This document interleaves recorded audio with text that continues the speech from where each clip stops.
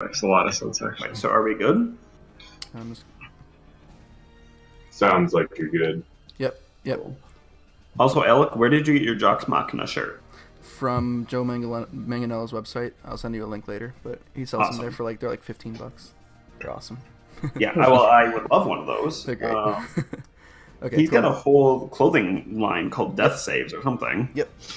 It's cool D&D merch. Which, by the way, I should probably point out, just in case anybody's watching, all the maps that I use on here are from 2 Minute Tabletop, which is a guy that does amazing hand-drawn maps. I buy them and subscribe to his Patreon, and it's pretty great.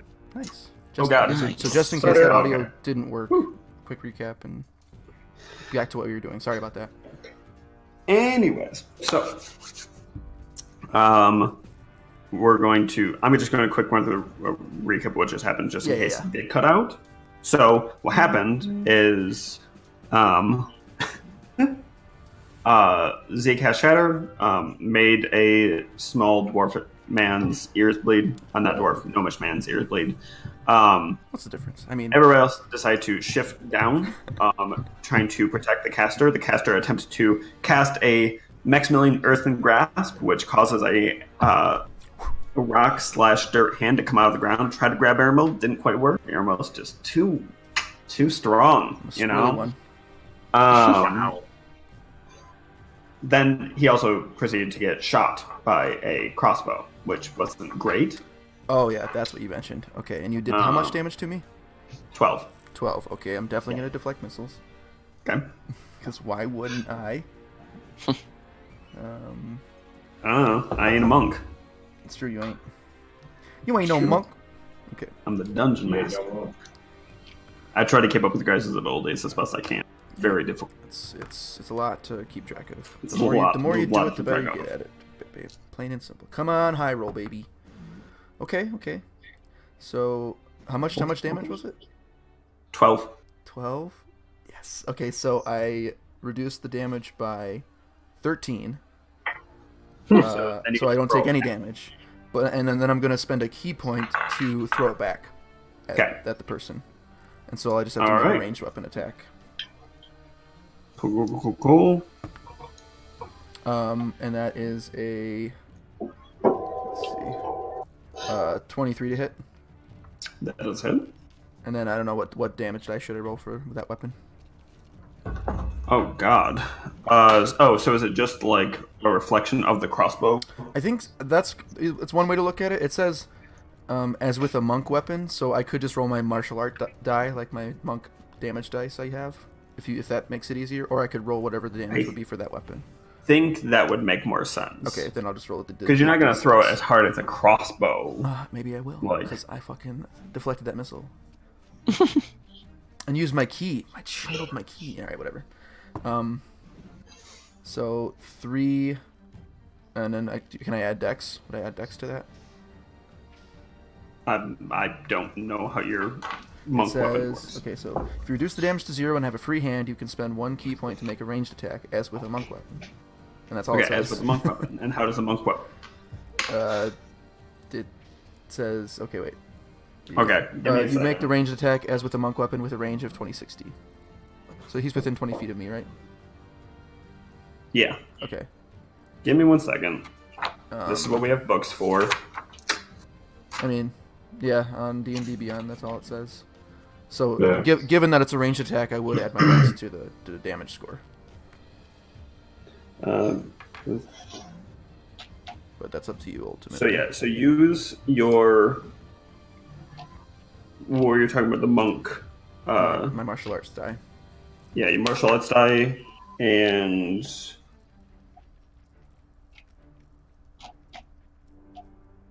We're going to add in proficiency for it.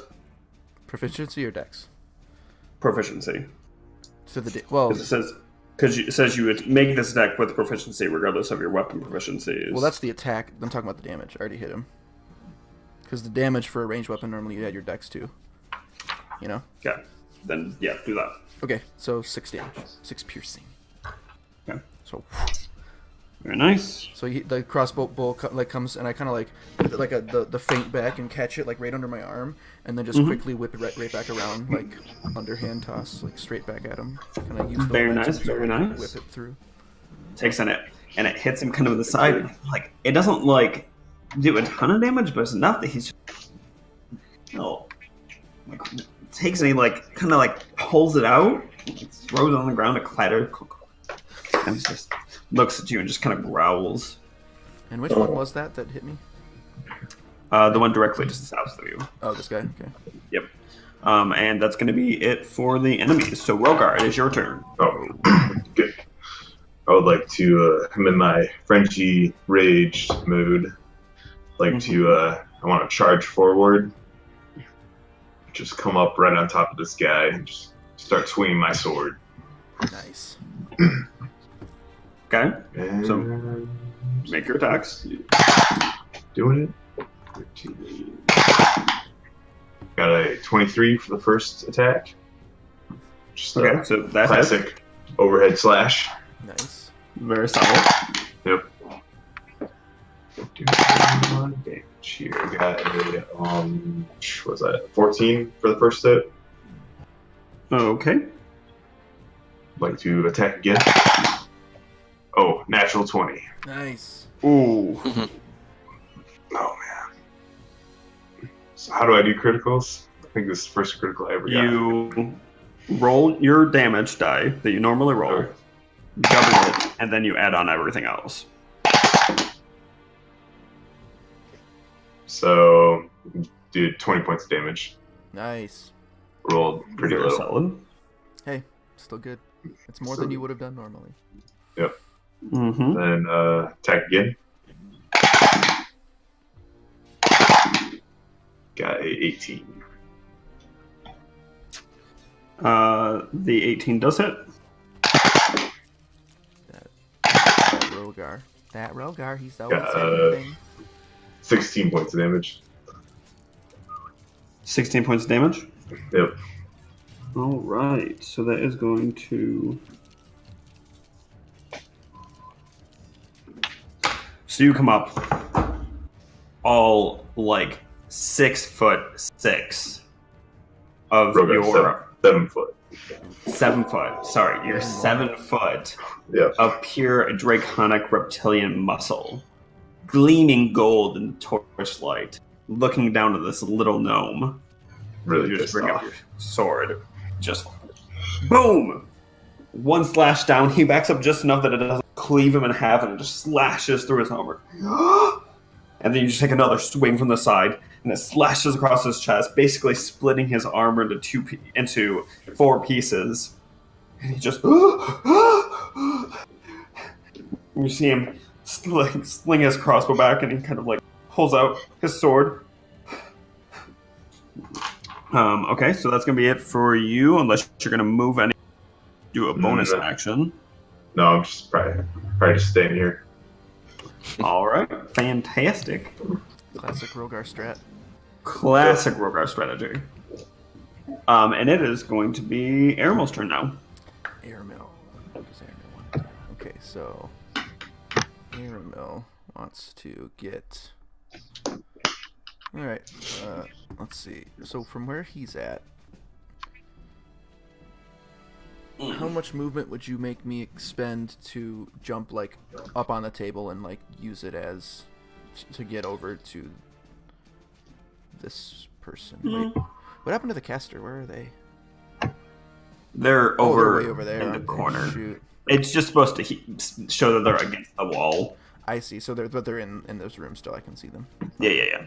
All right. Never mind. I'll move I can forward. get there then. 1, 2, 3, 4, 5. I'll just get right there. Okay.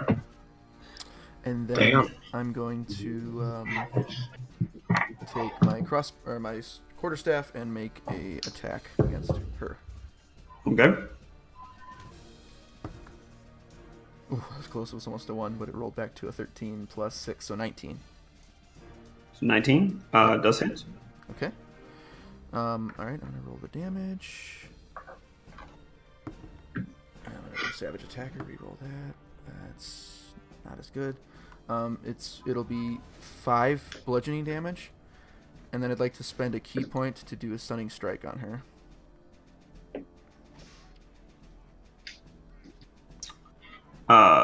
Sorry, how much damage? My That's apologies. 5 bludgeoning. Okay. And then I spent a key point to do a stunning strike, so she has to make a con saving throw. And if she fails, she's stunned until the end of my next turn. Alright, what's the save? 13. That's a 22. So, Shit, they do okay. save. Alright, worth a shot. Okay, I'm gonna hit her again. Close. I've been rolling real good tonight, so... Hey, it'll run out, don't worry. Okay, another 19 to hit. Okay. And then that's another 5. And then I'm going to spend my last key point to do another stunning strike. Okay. So 13. And that is a 6. So they are stunned. Yeah. Okay. All right. So now they're stunned, which means Okay. I don't know. You know what that means. Yeah. And then Yes, I do. I don't have any more key points, so I'm just going to use. That's it. Yeah, that's all I can do. I'm just gonna sit there and just kind of hold ready. Okay. Sounds good to me. And now it is going to be Galen's turn. Galen. Oh. Can I have control of my character back, please? Did I? Oh, yeah. I think you gave it to Chase for last. Yeah. Give it to me Right. for last week. Yeah. Give me 1 second here. No worries.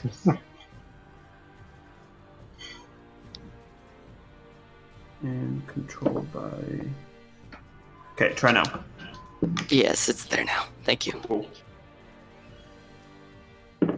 So Galen's gonna move over here.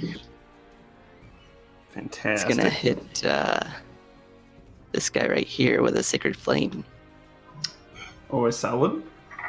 which Dexterity saving throw. 14 to save. What can you save? And does not save. So, Nice. That is 5 plus 7, 12 damage, which is radiant damage. Oh, I can't hear you anymore. Oh no, we lost you. Oh no. And he's gone. He just leaves. Falling like flies. That's how we fix it. Wait. so things. angry. There he is. Yep. Yep. Okay, so you take and you hold out your hand, not at the gnome, just a little bit above the gnome. And this light, almost physical in form, proceeds to fall from just like nothing and coalesce. And before the gnome has a chance to look up and move out of the way, it hits him. And there's just bright light all over his body, almost like liquid dripping down, and you just hear him scream, and then he falls on the floor, like slightly smoking. Dead. Dang. Nice. Cool. So, Oh man. Yeah. there it is. Did it.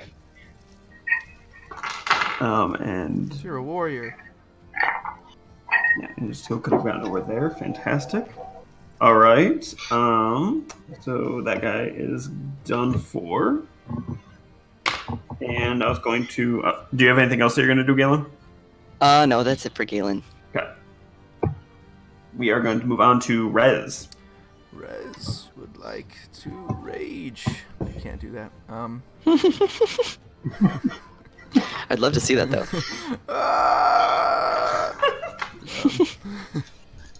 Very, very nice. He's going to. You know what? He probably wouldn't know that. Well, I don't know, DM. You tell me. Does this magic user having entered a stunned state? Does she appear any different visibly? Like, has her muscles locked up? Has she tensed? Is she not? Is she clearly unmoving? I mean, are you basically you're asking if it makes sense to metagame or not? No, well, because Rez is a sharpshooter. He's got a very keen eye, and he's a smart guy. So looking for targets on the battlefield. I see no reason that he wouldn't have seen that happen. Right. Like, I'm just thinking, like, looking for targets on the battlefield as a sharpshooter. Would he see that target? No, I mean, and honestly, not moving or something's not right, I think you're fine. Not to mention that it would be very difficult to hit, like, the southernmost guy from where he is. Okay. Remember that you're also in difficult terrain right now, so if you're moving... Yeah, he's only going to move a couple squares because he's a sharpshooter anyway, so he's going to be fine. He'll move like up 20 feet that way, basically. Actually, yeah, 10 that works. 10 feet that way. And then he's going to take a sharpshooter. Oh wait, he left his hunter's mark on someone, and I think it's the thing that Galen just killed. The guy that Galen just killed. Mm-hmm. So he's going to use his bonus action first to move hunter's mark to her. And let me look at that really quick just to make sure that there isn't a range. By the way, is somebody watching something? I'm getting some background noise. I kind of am too, but I think someone's echoing. I don't know. That could be it too. But everybody's got headphones on. Is it me? I don't know. Might be. Yes, I can hear sound coming from you when you talk. Or you got your? Are you talking through your camera mic? Yeah. Or your headphone mic? Hello. Sorry. Can you hear just random voices? Well, take off your headphone. Take off your headphones and put it away from you, and then try speaking. Can you hear me now? Pretty well. Yes. Well, yeah. Can you still hear my voice? It's probably coming through your computer mic.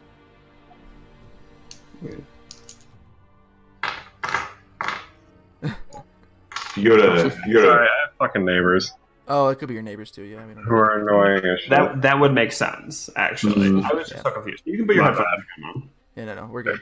There you go. But I just checked, and the range for Hunter's Mark is 90 feet, so he'll be able to bonus action move that over to the caster. Okay. And then he's going to take one sharpshooter shot at her. And that is a 20 to hit, not natural. Very nice, so it does hit. Okay. Nice. And I was going to say, wait, actually, you have advantage. Oh, well, okay, I'll see if I get a natural 20, just in case. Yeah. Ooh. Nope. That was natural 1, so thank God for advantage. Thank God for advantage. So that was 14 piercing damage on the first shot. Oh, sorry, Hunter's Mark damage. 1 additional, so 15 total on the first. Okay. And then the second shot is a 19 to hit. That hits. And then that will be 17 piercing damage. Okay. And then that's it for Rez. He's going to stay right there. Very nice. He did what he came to do, to fuck shit up. So, kind of sitting there stunned, and all of a sudden just... Boom! She just gets hit. Ooh. Let me make sure that it's don't... yeah.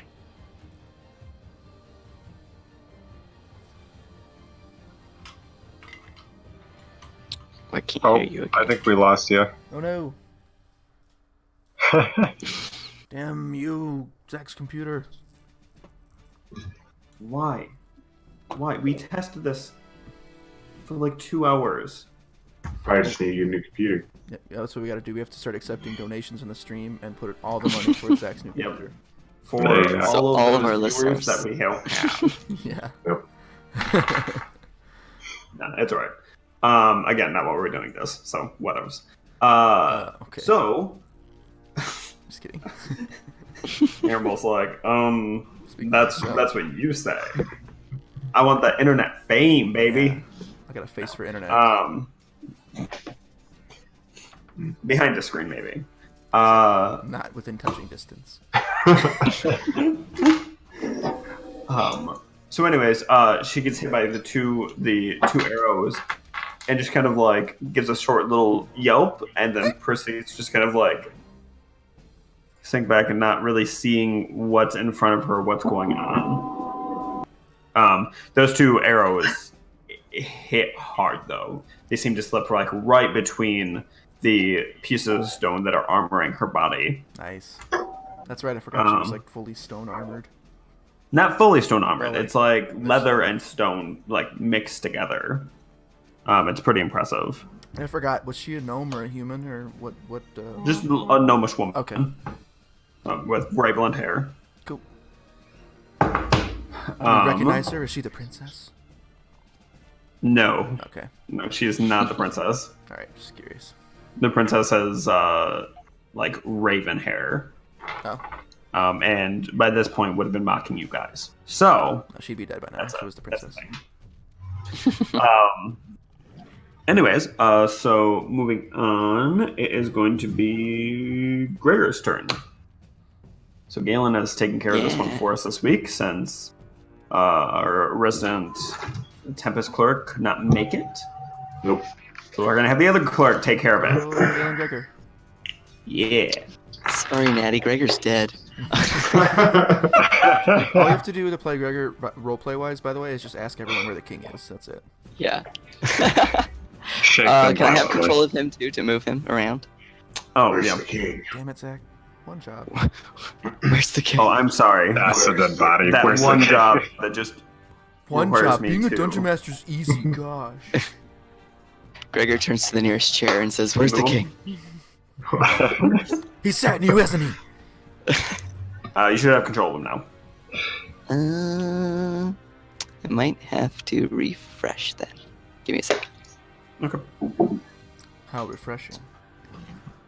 Well, here we go.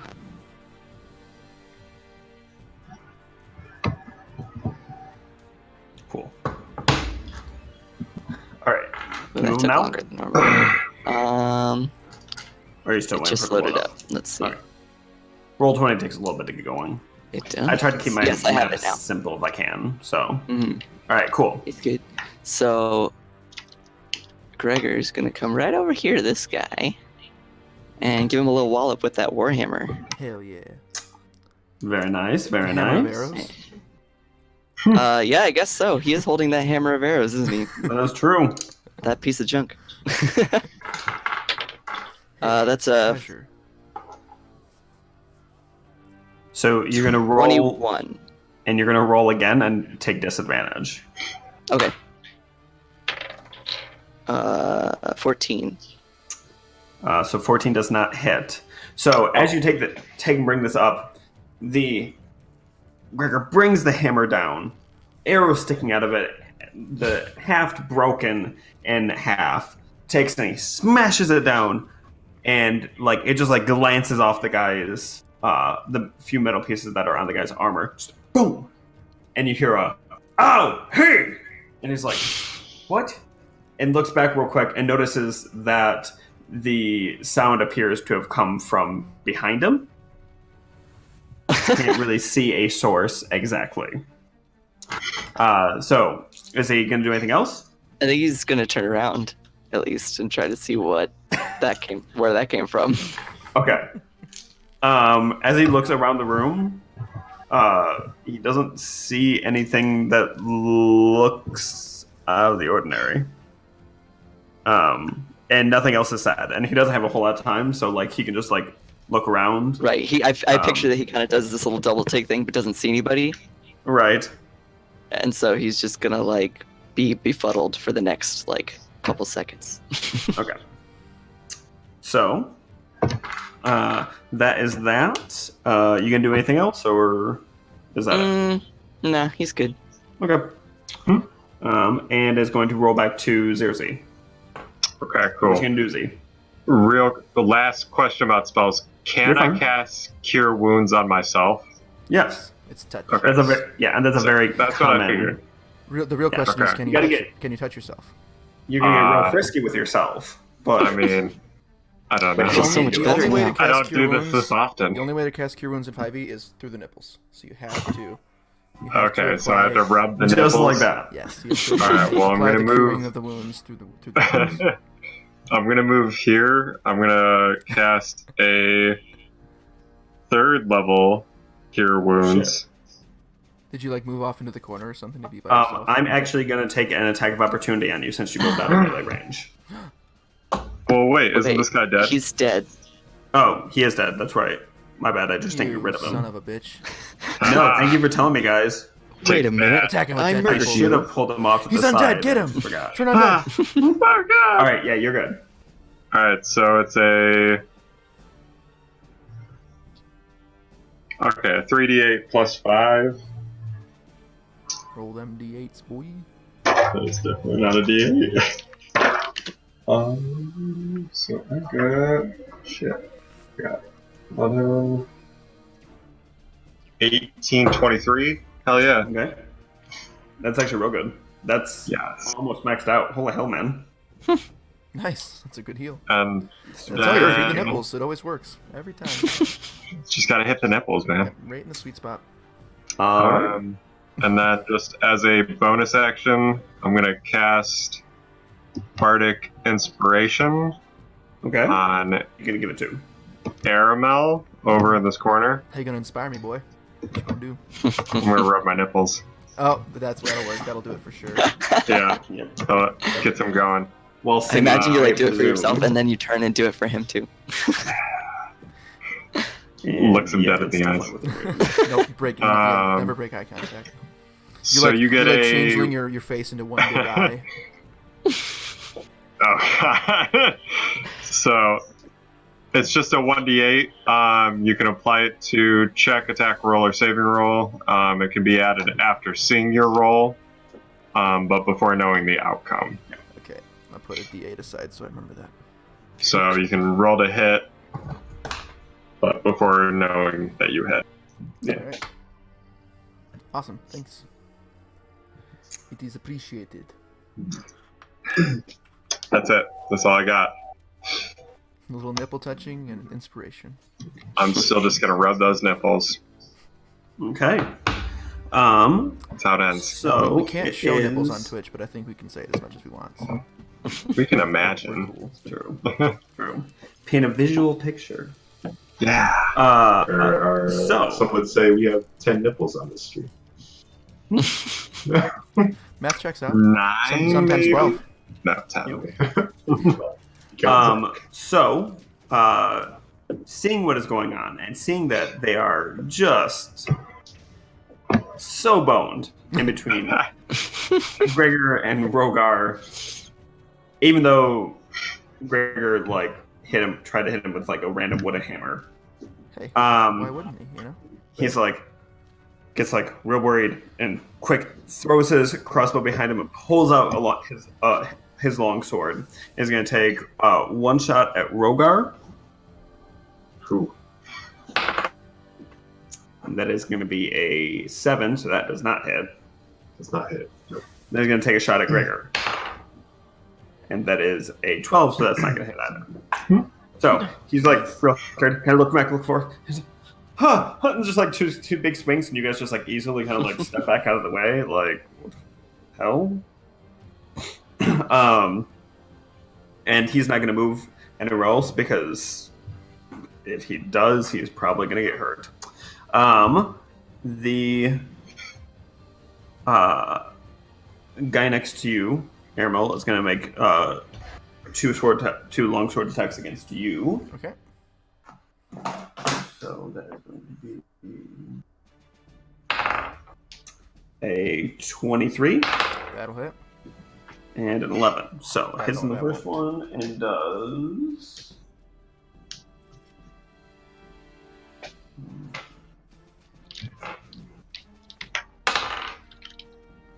7 points of slashing damage. Oh. So, this is all going on, and at this point, the caster is just... You've closed in on her. She's not happy. You see her pull a long... She's stunned as fuck though. How long does this still last? Till the end of my next turn. And your next turn. Okay. Mhm. So, doesn't do anything. Yeah, she thinks about it. How You see her sad. kind of reach, but just kind of fumbles at something what appears to be a staff behind her. But that's going to be it. So, Yay! that's going to be it, and it is back to Rogar. Oh God. I wanna just unrelentlessly attack this freaking gnome in front of me. You do you, boo. Alright. Got a 19. 19. Nice. So that I want hits. to do classic overhead slash. Gotta go with the Rogar classics. 1-2 punch. I mean, whoever needs to change it up. Did 10 points of damage. And if I had a great sword like that, I'd probably do a lot of overhead slashes too. Yeah. So you bring it up, and it does another one, cuts another strip down the other side. So at this point, he's got a couple pieces of armor that just have fallen off. He is bleeding heavily. This poor man. Rough. Tear you apart, little gnome. Man. Oh God. Got to throw race in there too. Another 19. A hit. Did 19 points of damage. Okay. So, first slash, cut down, ripping his armor open. He's just like looking down at his chest, blood streaming out of him. His muscle is pulling apart slightly at some of the gashes.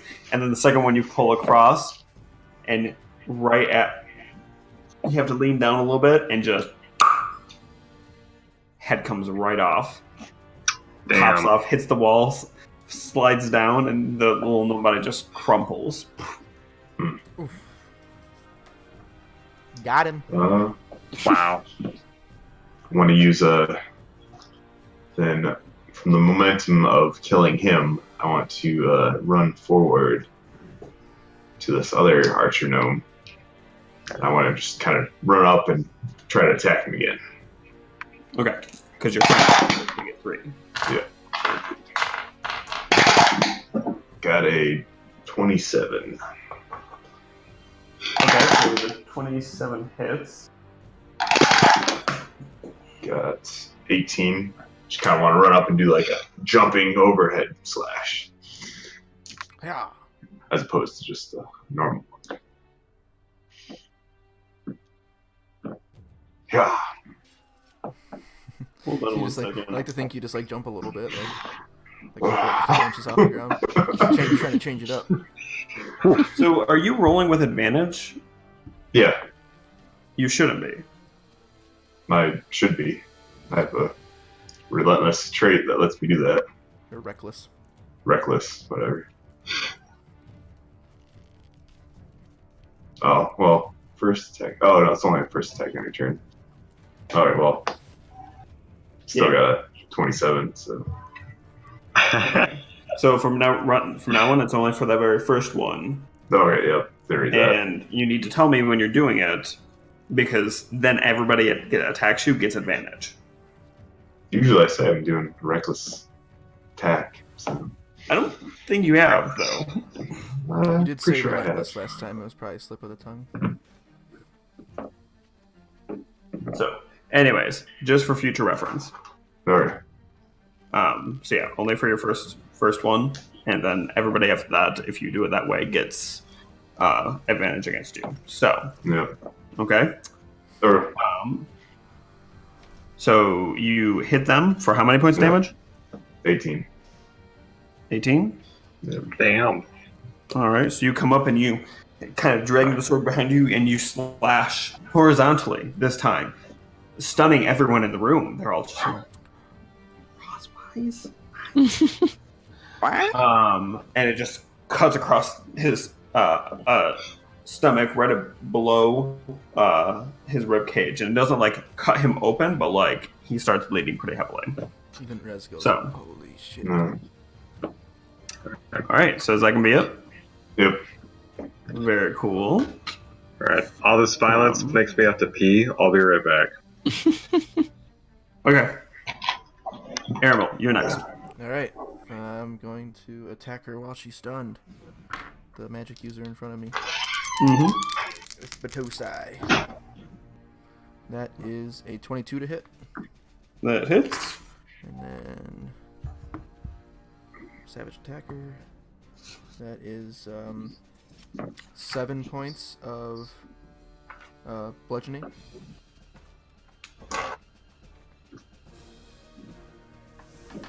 Okay. And then I'm gonna hit her with my second attack. Same thing. And that is a natural 20. Okay. Now, here's a question for you. Batosai, I can double my damage roll. On a crit, could I expend a use of that as well and double that damage? No. No. No, because that would be metagaming.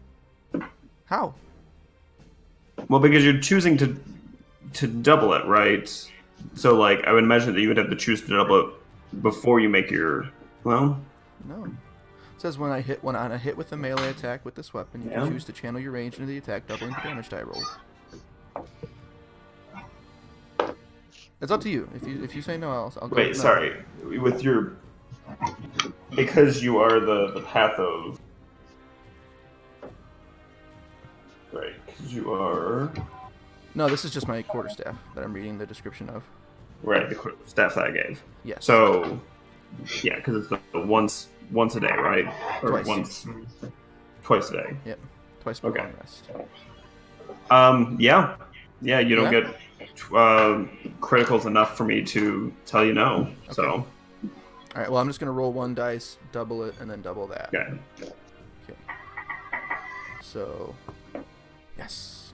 So 6 double to 12, double to 24, plus 3, so 27. Okay. Damage on the second. So you see this little caster in front of you, kind of stunned, regaining consciousness, and you just kind of go, shit, I gotta finish this now. You take that quarterstaff and just fucking bring it just overhand. You take a move out of Rogar's book, bring it down, and she moves back just a little bit, and you catch her right on the chest, and the stone just shatters. Ooh. Some of it crunches inward, the shards stabbing into her chest, and she just goes, ugh, and crumbles to the ground. Yes. Damn. Whew. Man. Okay, now my Batosai is out of... That was the last use of that, so no more doubling. Cool. Cool. You guys aren't done yet. No, but then I'm Galen. going to... Oh, yeah, because you got... Just going to slide over here to the side of this guy. Kind of throw him off, keep him guessing. Mm-hmm. Very cool. Okay. All right. Galen, your turn. Yeah.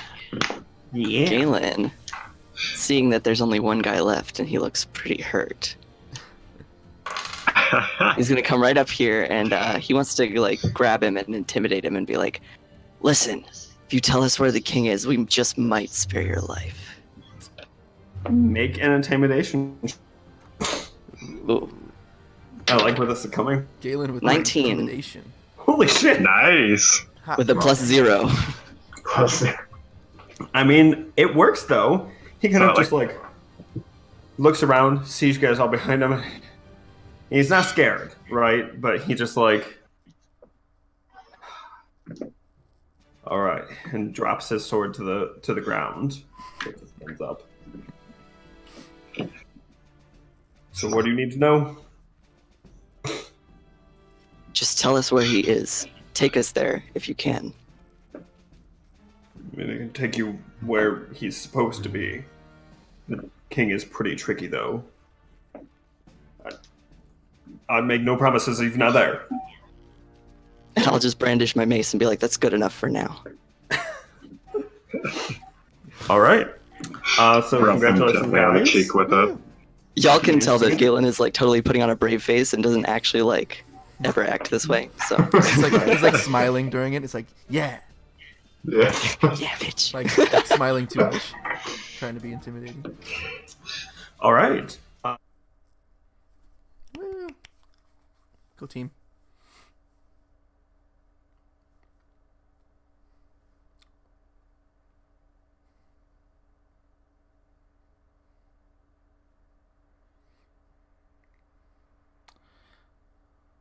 Uh,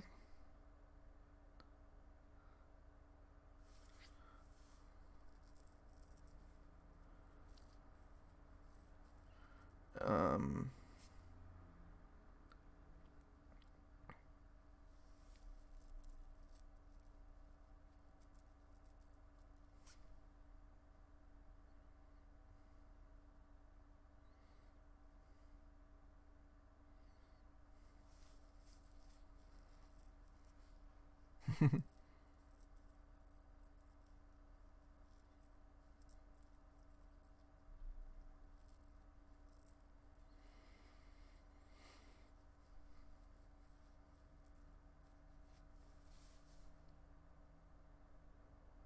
I'm gonna go get another beer while you're looking it up. One sec.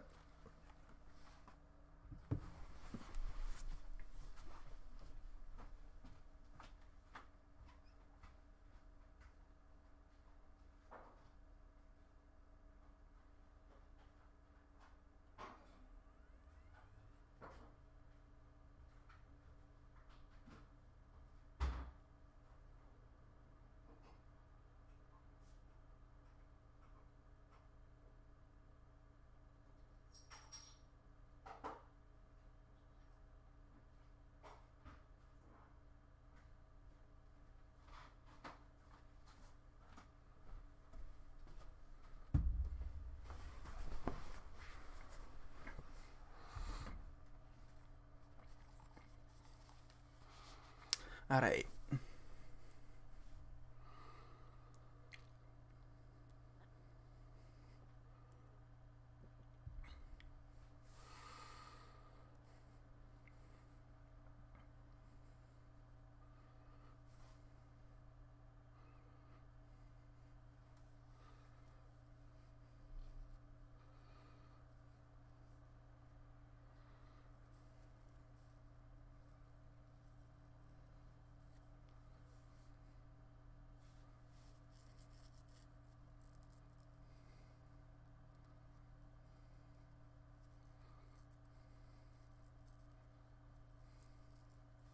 I can either put it in the party fund or we can split it all up evenly. What do you guys want to do?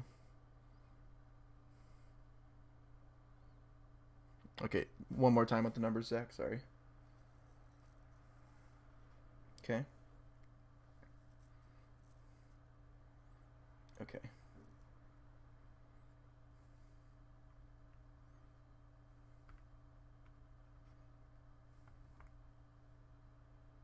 Hell yeah.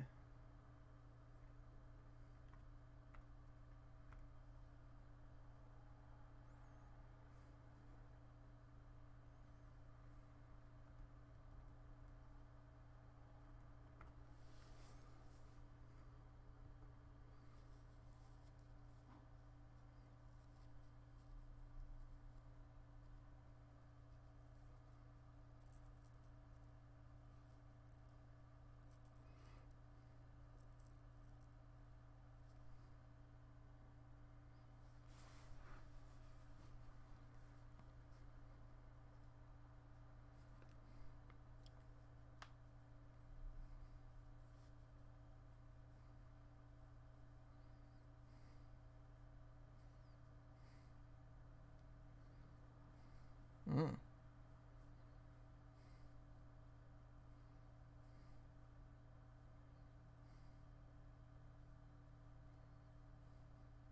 Mm. Guess we'll get her out of that, and somebody can take it, or I can throw it into the bag of holding. Um,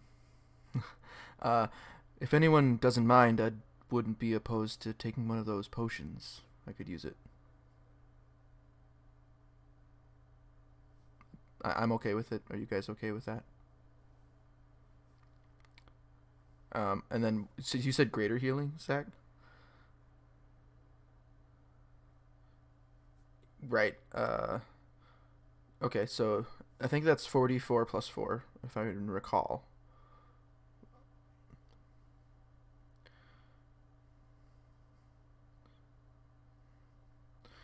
Just search them on D&D Beyond Healing. Oh, we're gonna add items.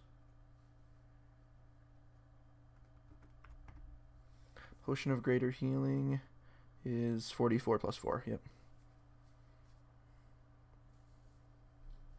And that is the step up from just a Potion of Healing.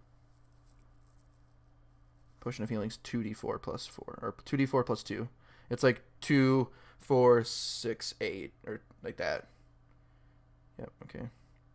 Or no, it's 2, 4, 8, and then I think 12 on the last one. Supremes. 10. You're right. Okay. Okay. So 44 plus 4. Hell yeah. Yep. I'm drinking one down. Okay.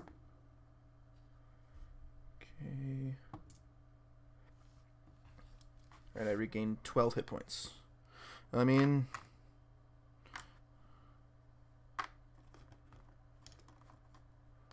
Okay. I was gonna say, time is of the essence, guys.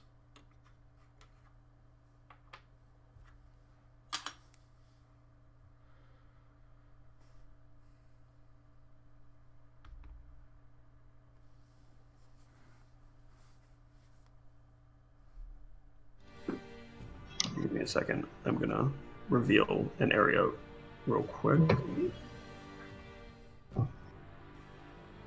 Oh, come on. Does he take us to the dungeons? Yeah, Natty would be so upset. I know. That was Gregor's like, I knew he was in the dungeons. I knew the king would be there. Not. All right. Oh, wow. So this room right here, he's going to take you guys down south towards that one door. And you can see now there are windows out that look out onto the castle grounds. You do see that the battle is still going, but you can't really see. I mean, you could see if you wanted to, but Ermal will take a look just for reference. Like, what's the like the numbers? Like, are there like hundreds of guards and stuff out there, or is it like dozens? I mean, yeah, it was hundreds of guards. Jeez. Against probably a solid 1,000 of the little creatures. Because I mean, they're not very strong, but Big ass grounds. Numbers are good. Alright, so roll your perception. Oh, sorry. 23. Okay. As you look out, you see that the battle is actually starting to wear down now. As it spread out, more of the guards got the Flamekeeper's stuff, and they just lit the gardens up. Ooh. So now you see that, the numbers have been demolished quite a bit. Most of the palace grounds are in one state of fire or another, which is very bright. I mean, because at this point it is dark.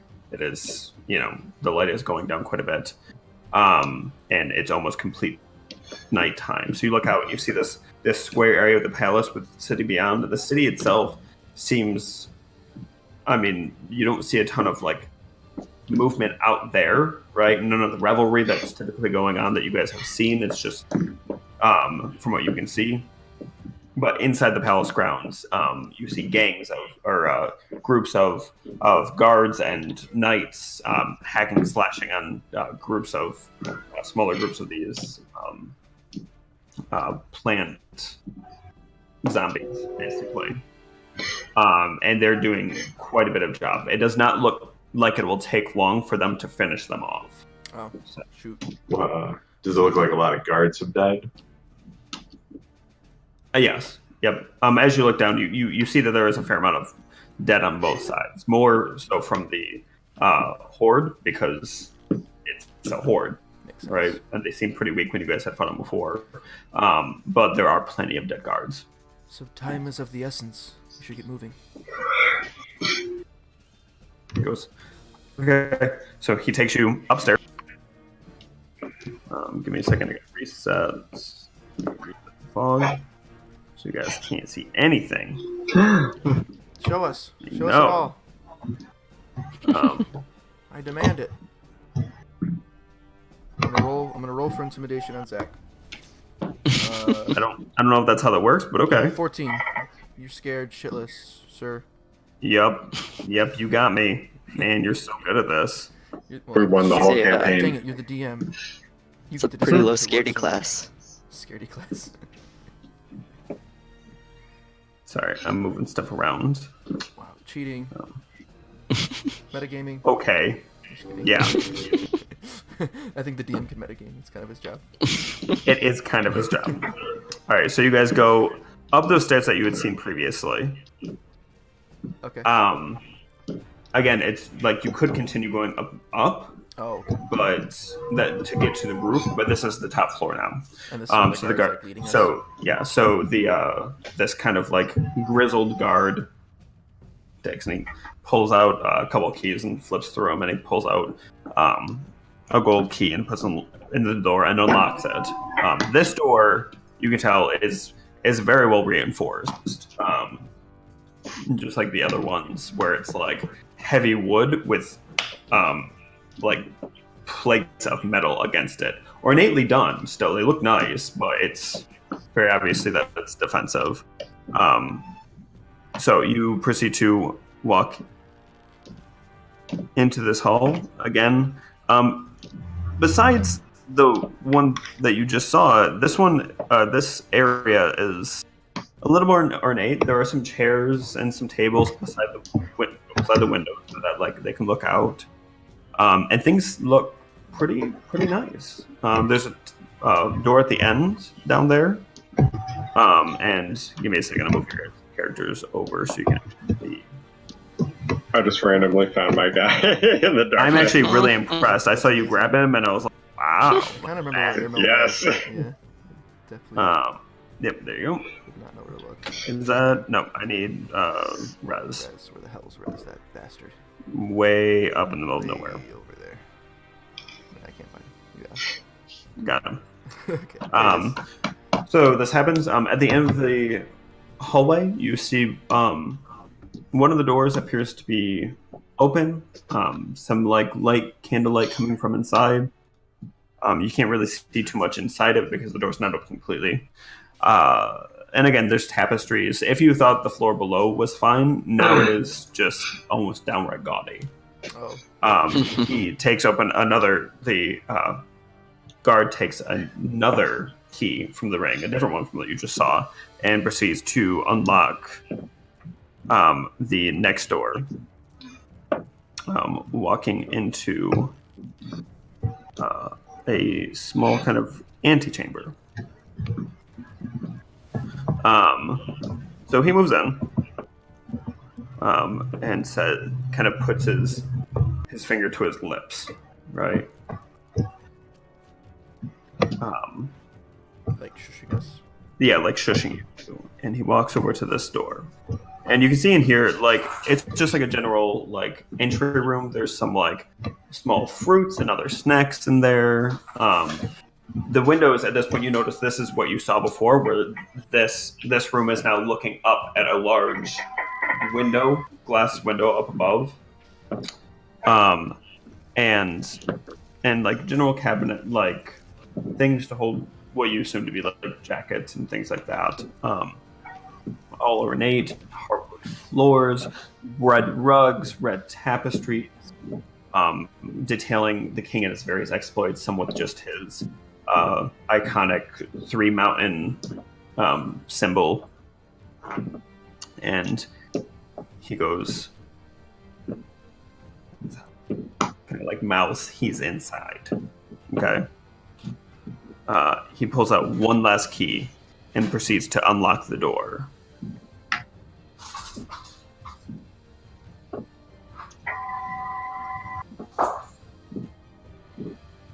Can we? And he opens it slowly. It doesn't creak at all. It's just nice and greased. And what you see inside is like this very well furnished room. There's kind of furs over this quilted bed, a small candlestick off to one side, a small desk, and in this bed, right? So above it, you see this kind of ornate metal structure, and like another room up to the dressing, and in this bed, taking up it's a very large bed for a gnome, not taking up much space on it. A small form like underneath the blanket, appearing to be sleeping. So now, just for when he said he's inside, like in this whole time, does this guy seem like he's being truthful, or I mean, I know it's making a check. Say, not that great. 10. 10. Yeah, he appears to be telling the truth. Yeah, I mean, he seems truthful. He just kind of points you inside and just kind of like tries to back up through you guys. Can we, if he can? Can we just like either push him straight into the room, or you can try, yeah. Okay, yeah, I'm just gonna try to push him straight into the room. Okay. So he doesn't give like too much of a fight. He proceeds to just kind of around the bed and goes over by that into that room. Alcove. It's like alcove. Yeah, and he just kind of like stands back and like quietly like. All right, Galen, you're up. Just I think stab at the bed. Galen just holds up like a finger and like looks around, and he's gonna cast Hold Person at a level 3 so that he can cast it on the king in the bed and the servant guy. Very nice. Is Smartly done. Wisdom 14 saving throw. Wisdom 14. All right. Sorry, I gotta look at this I'm glad you guy's had it stats planned again. because I wasn't sure how this was going to go down at all. He just like stares at Sansa's like, well, what do I do now? Do you guys have a knife? I don't have a knife. Oh wait, you have You got a torch. I do. So you see the guard go rigid. His like arms almost get snapped to his side. And he kind of like almost teeters, but he's just kind of like held perfectly in place. You was it wisdom? The king on the bed doesn't appear to move at all. So Okay. I think I'm still gonna like sneak over to the bed and like. What's the lighting like in here? Yeah. Well, how bright is it? it's pretty dark. There's that one candle, so like things like wreath and shadows. But like the one candle is giving off like a fair amount of light, enough that you can see inside and like see what's going on, even as like a human could. Can we see any like features of the form in the bed now, like that were in the room? It seems to be pretty well covered up with a blanket. Okay. Okay. So no, well, there's nothing that you can see. Galen's not gonna kill anybody unless it knows it's the right guy to kill. Do you want some? Okay. Do you want some light? It's enough light that you can tell that more light is not gonna make a difference. Oh, like he's just covered up with a blanket. All right. Rogar so steps Galen's forward gonna- and Oh. Go ahead. I was gonna say Rogar steps forward and he just grabs the blanket and kind of rips it off. Yep. Somebody was going to at some point. Okay. As you reach forward and grab the blanket and go to pull it back, underneath you just see like a lump in the mattress, and then realize that the blanket is stuck to your hand and your arm. Ooh. You see a large mouth appear in the mattress, spreading across the entire mattress, Fuck this.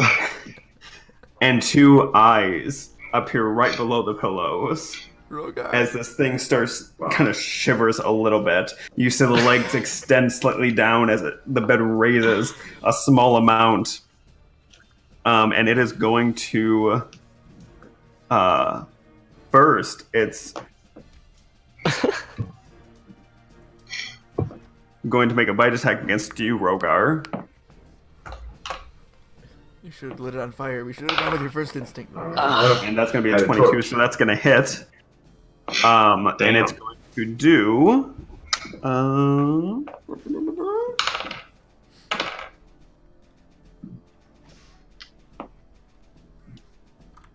18 points of piercing damage. Holy fuck.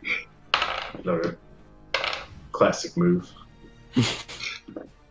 5 points of acid damage, and you're gonna get swallowed.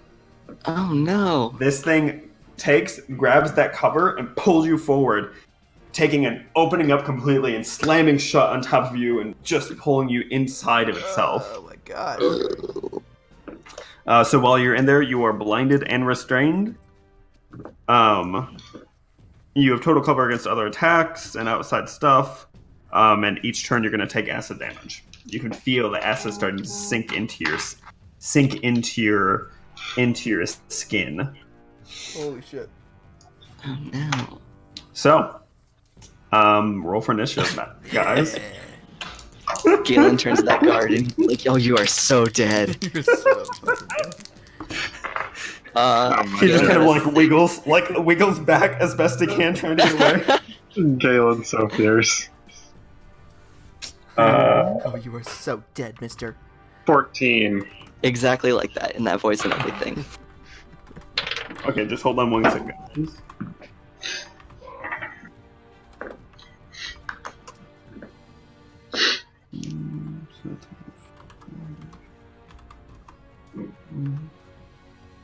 So I can still do stuff when I'm restrained. The other one, he is still alive, but he's yes. going to get...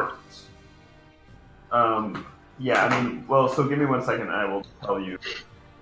I can look it up while you're doing your thing. It just says I have, my speed becomes 0, and I get attack rolls against me have advantage, and my attack rolls have disadvantage. Oh, wait, you guys were going to do it at the same time. Sounds about right. Yep. Alright, so 20 and above.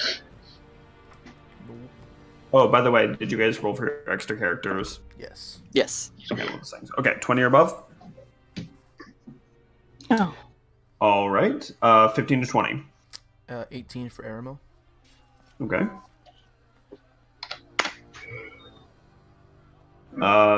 10 to 14. Rez got a 14. I also got a 14. Alright, so... And then I think... So Rez and Zirzi are going to have to decide who goes first. And Gregor got a 12. Gregor got a 12. I got 7. Okay, this is up to you, Zach. I know some people do it like the person with the higher dex goes first. But you can do it. That's not bad. I just like having... No, that's fine. So it doesn't make sense to, like, don't count it. Sure. So, Okay. so 5 to 9. I got a 7. 7. Galen got a 6. All right. And anybody below 4 or below? No, this should be everybody. That's everybody, yeah. Cool.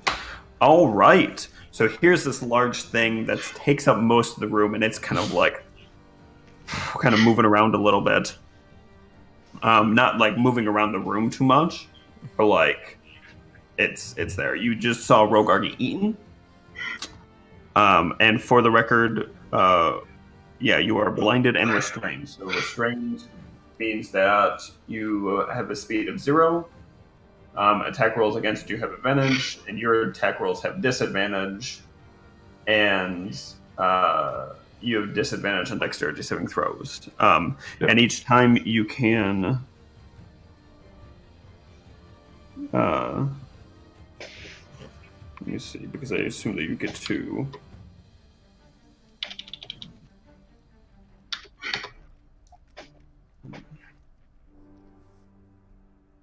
Oh, fuck. Sorry, I did it wrong. You're just being grappled right now. So it wraps that blanket around you. You're not swallowed yet.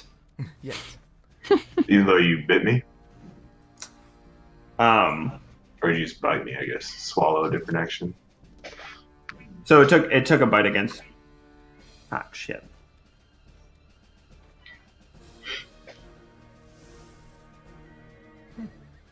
Would that Yeah, be no, considered- actually, it doesn't do the Oh. damage. My apologies. I did that entirely. Okay. So it doesn't do the bite damage. Okay, Oh, so give yourself back those points. got back my 23 HP. Nice, that's helpful. I think that'll help. Yeah, quite a bit. Jeez. And Rogar's a tank, it's fine. yeah, and you are automatically grappled, so you don't get to make a try to get out until your turn comes around. Okay. Okay. All right. And when you do get a chance to get out, you have disadvantage on getting because you touched it and got stuck to it. So, all right. My apologies for doing that wrong. No worries. So, yeah, Aramil, your turn. So, so the bed just came alive, Mhm. and it bit Rogar, and Rogar is now wrapped up in a blanket or something, or no? So it's on my arm. His arm is wrapped I see. in this blanket, so he's like being held there. Okay. All right, I'm just gonna roll up next to it, then and get over here maybe, and then go to town with the quarterstaff. I'm gonna try switching music. Okay, so. Oh, whoops! I have two going. Not what I wanted. Make sure this is the right music I want. Is it actually playing? I can't hear it. Yep, it is. Does it sound like battle music? Not yet. Sounds There might be like maybe there'll be a a, crescendo at some point. Like I a think there Force is from this D beat. I hear a Yes. bell. Couple guys are sitting around a campfire hitting drums. I honestly can't hear it for some reason. Is it? No? Yes? Maybe? No. Yeah. Is it decent battle music? You ever seen what's the movie? Like Mowgli or something? It's him. Oh, well, bear. that's silly. I don't want to. Mowgli. I want to change the music because we've been doing skirmish like the other music for so long. That's no good. Works for me. You do you, boo boo. All right, let's try And this. then also, just so for our knowledge, this guard that's in the doorway, he's like in the room and over, like off to the side, right? He's like over here, correct? Yeah, that's what I thought. He's over like by the study. Oh, There we go. That's There we much go. better. That's the one I was looking for. My apologies. Something a little more pomp and circumstance for the castle setting. of course now I Oh, can hear it. up the jams. What do you do, Aramil? Well, now I don't hear the music. Should I? Oh, There we go. Cool.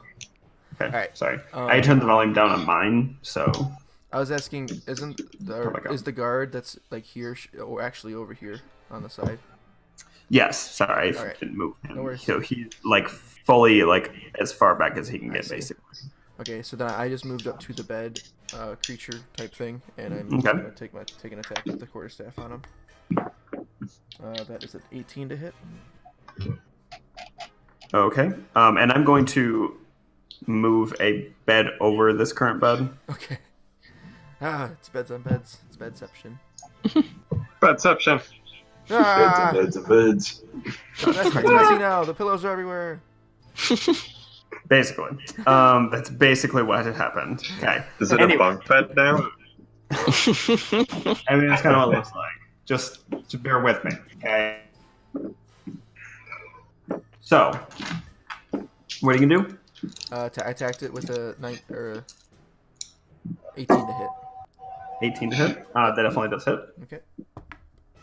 Savage attacker. That is a 10 points of bludgeoning damage on the first. All right. And then I'm just gonna pull the quarterstaff back after the strike, and then just do like over my head, like axe kick down with my heel on top of the bed. Solid. Okay. Oh, hold on. Damn it! That just went really far away.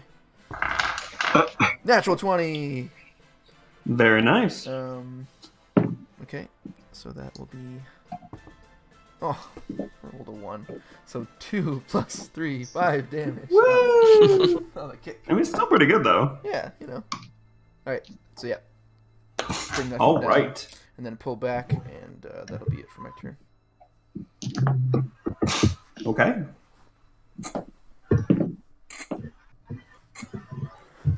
Sorry, my apologies. All right. It's going to be Rez and Zirzi's turn. So just decide who wants to go first. After you, Schnookums.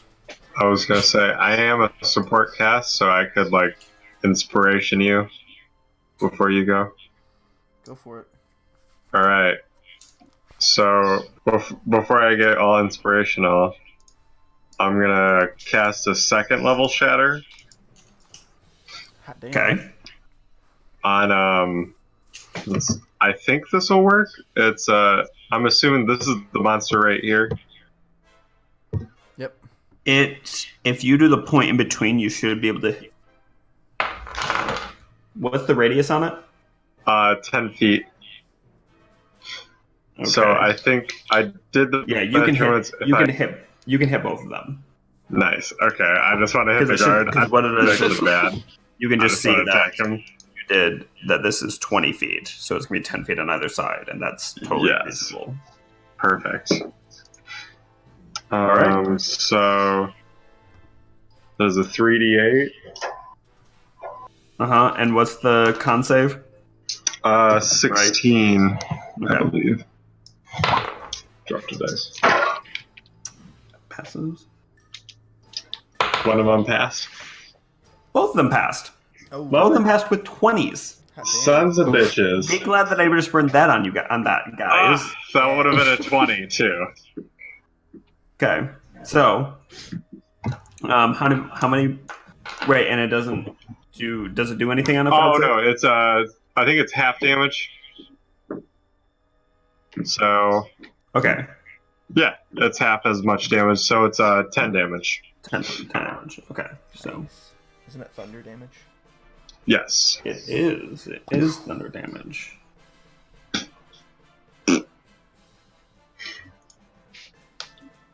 Okay. So it hits both. The Plus you. other guard is. You seem just gonna win.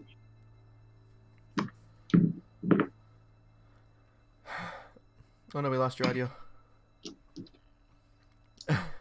Oh, I Could didn't hear know if him he was cursing, acting even though I at couldn't first or hear. not. I got the gist. Wait, we lost your audio, Zach. Help us. oh. Right in the middle of his really good description. I know. So Just the tell bed, us the where. bed just kind of shakes a little bit. Just hear the thumping as the wood hits the stone, and the other wood. I guess the wood beneath it. So it's kind of more of a hollow sound. So that's going on. All right. Are you doing anything else? I'm just casting Bardic Inspiration on Rez for his turn. Very cool. How are we gonna inspire Rez? Yeah. You got to come up with some ways to inspire people, man. I'm gonna look can at think him of- eye to eye, and I'm really just gonna lick my lips. That Like, you're while you're moving gonna my head, start, just like start a- flirting with people. That's how you're That's gonna his inspire shtick. them. He can play instruments, but he just Oh, man. Like, Rez find kind a of piece looks. of food stuck in my teeth. What's Rez going kind of on? looks at you and like scowls, but you see like a slight blush come to his cheeks. Oh my. right. It's really hard to tell because he's pretty tan, so he's And just he has a gonna hood look. up. Bastard. I made him blush. Rez's turn, you said? Sorry. Yeah. Okay. You're fine. Rez would like to reckless attack, but he can't do that. He's just gonna move into the corner, like not in the wall, obviously, but you know what I mean. By the way, have you been keeping track of your health and the threshold? Yes, I have. Okay. I just drank a healing potion. Yep. So Just double checking. You were getting pretty low there, so and we haven't really come across a hard battle in a while, so no worries. So Rez is going to use his last spell slot. No, he's got more. No, he's got more spell slots. I lied. okay. To cast Hunter's Mark. I think he has 2 more left, so he'll use one of those spell slots to cast Hunter's Mark on the bed Okay. for a bonus action, and then he's going to take the attack with Sharpshooter at it. That is a 6. I think that probably misses. It does miss, yes. Okay, second attack, sharpshooter. That's an 18. The second one does hit. Cool. Then he will roll damage. So 7 plus 6 is 13 plus 10 is 23 piercing. 23 piercing. Okay. Very nice. So I don't know how the first one missed. It's a fucking bed. We're like in a really small room, but he missed. That's for sure. So the first shot, he just he moves in, right, and it's a little dark, so he just kind of trips over the rug a little bit as he's like trying to take a shot, and just kind of jerks, and it just flies up, and it hits the wall and kind of clatters off. And the second one, he finally gets a solid stance and takes his shot. It was probably the visual of Xerxes lip licking. Points of damage? 23.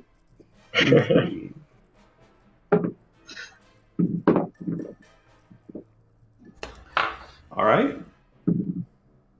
So at this point, this bed is already starting to have been getting beaten up quite a bit.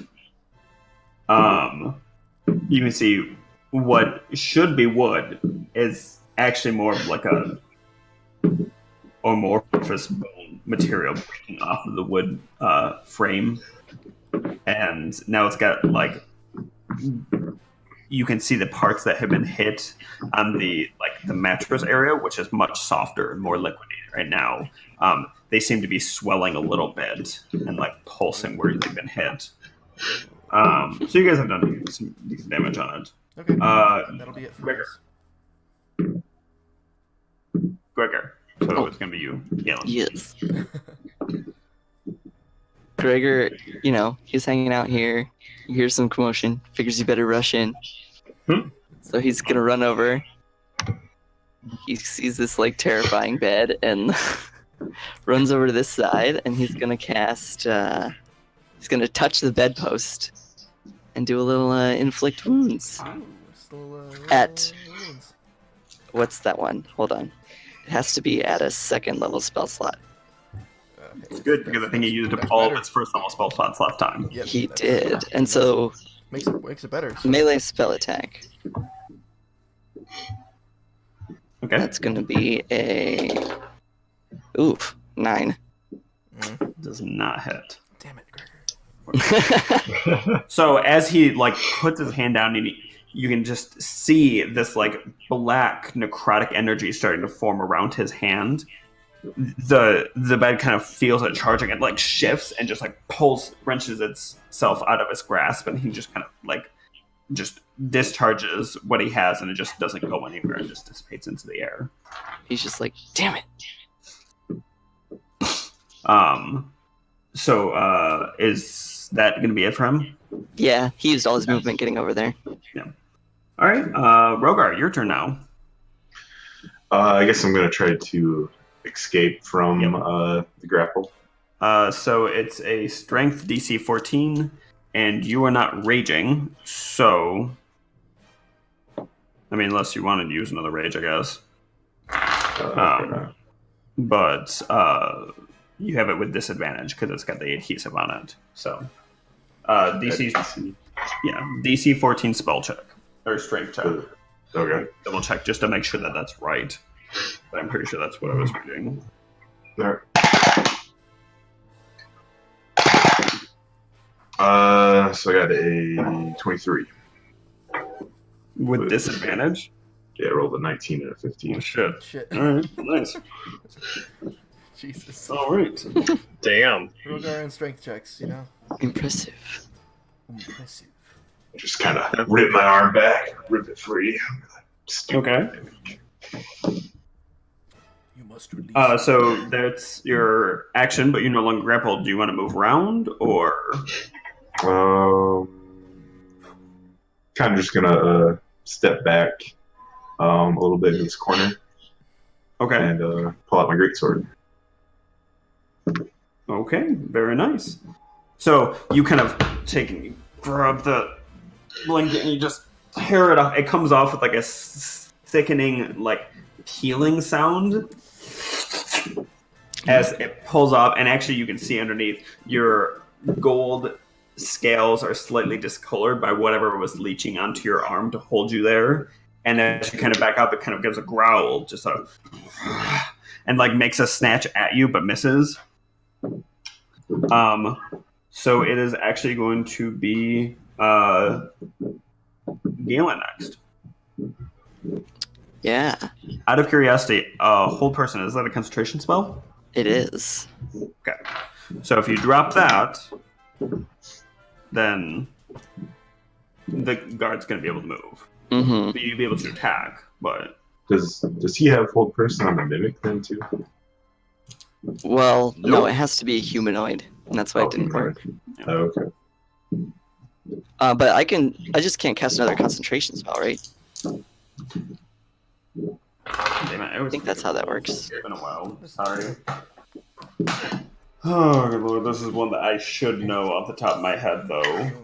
In my mind, I think casting any you can attack and stuff, but casting other spells would drop the concentration. But That's what let's I'm look it up. thinking. 2 or 3. Let's see, there's a whole concentrations. Yeah, some spells require you to maintain concentration in order to keep the magic active. The spell must be maintained with concentration. Blah blah blah blah. But it is normal only activities such as moving and attacking doesn't interfere with right. concentration. But casting another spell that requires concentration does taking does. damage. Oh, so yeah, no, And he's right. no, yeah. So you're totally right. Cool. So you can do spells as long as they don't require concentration. Mm-hmm. Okay, cool.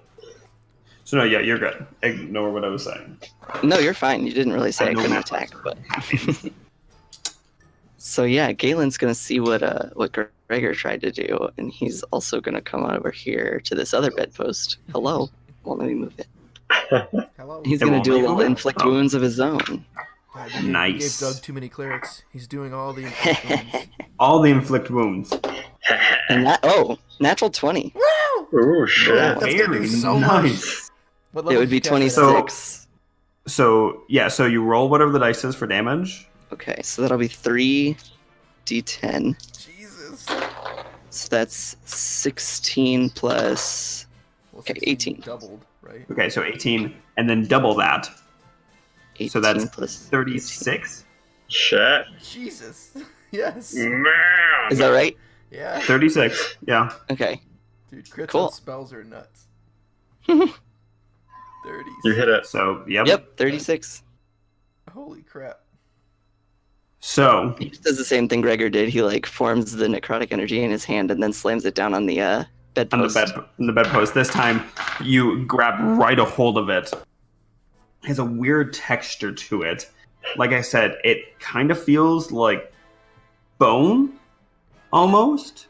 Ooh. But it's like bending and shifting under your grasp. You grab it, and your hands actually sink slightly into it, and then you just pulse that energy into it, and this black, not crackling energy, but like thin tendrils of black magic quickly spread across the entire mimic, and just kind of sink down into it, and it just screeches and starts thrashing underneath your hand.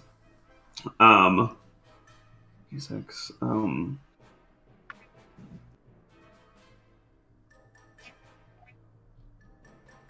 Sorry, that was allowed to calculate to take off. All right, and it's this point you notice that off the sides of it, through where like the mattresses would be, blood, thick black blood is starting to seep down from underneath it onto the floor. The pool is starting to kind of like seep out towards everyone as you look. 36. Yuck. That's awesome. Seeing this and being very upset by it, though, it's going to kind of almost snap up and then forward, and it's going to make a bite attack against you, Doug. Ah, Oh no. what have I done? Oh no. It wasn't me. It was the other cleric. It was him. And that's going to be 18. 18 is my armor class. Yes. Yes.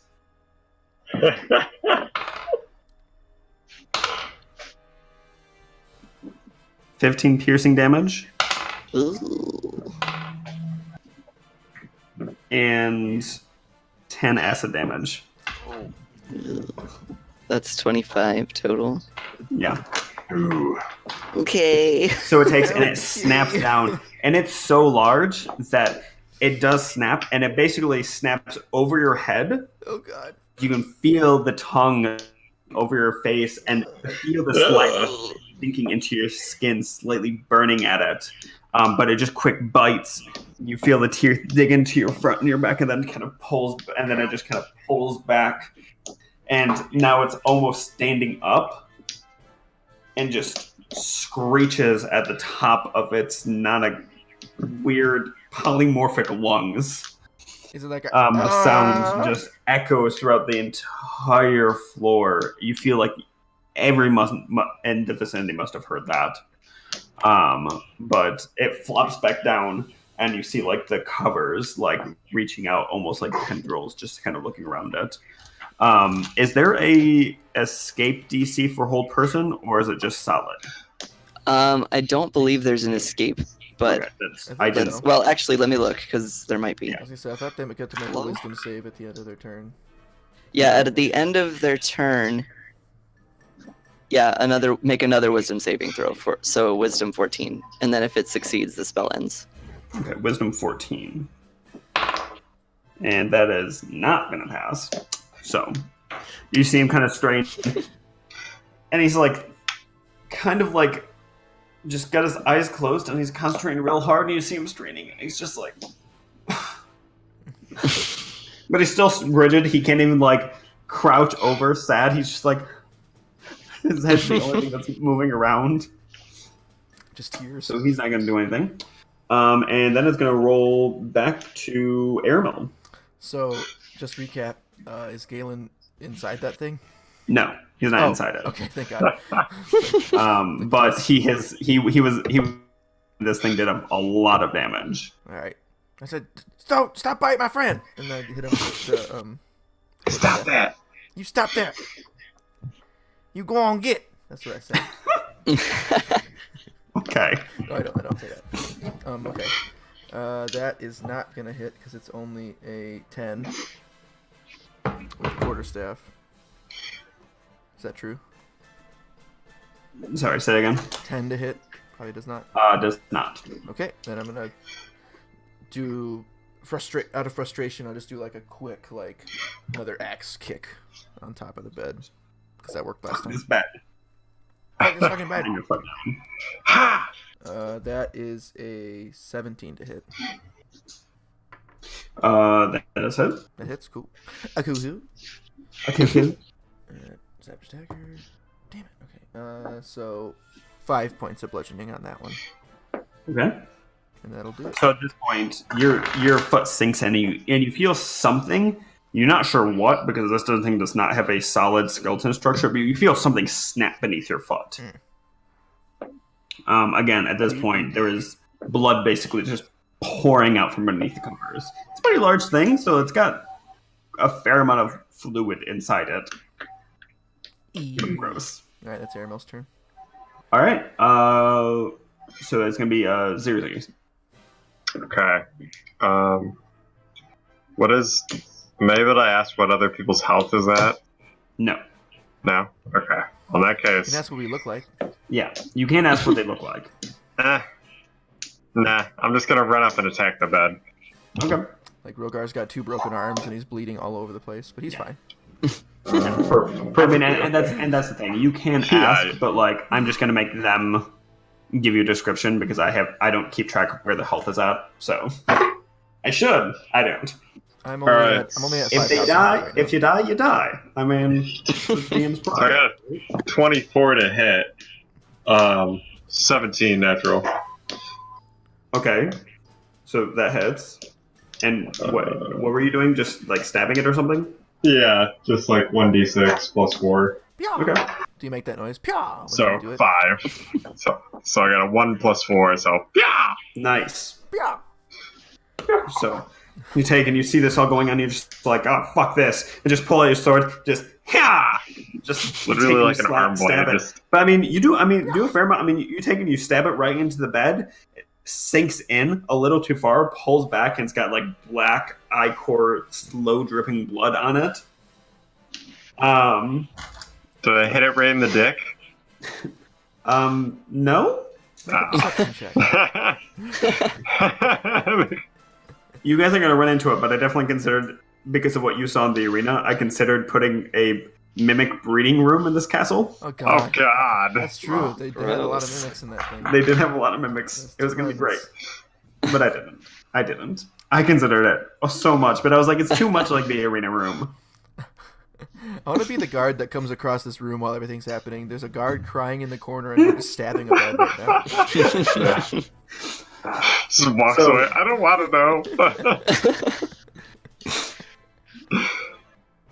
know. So yeah.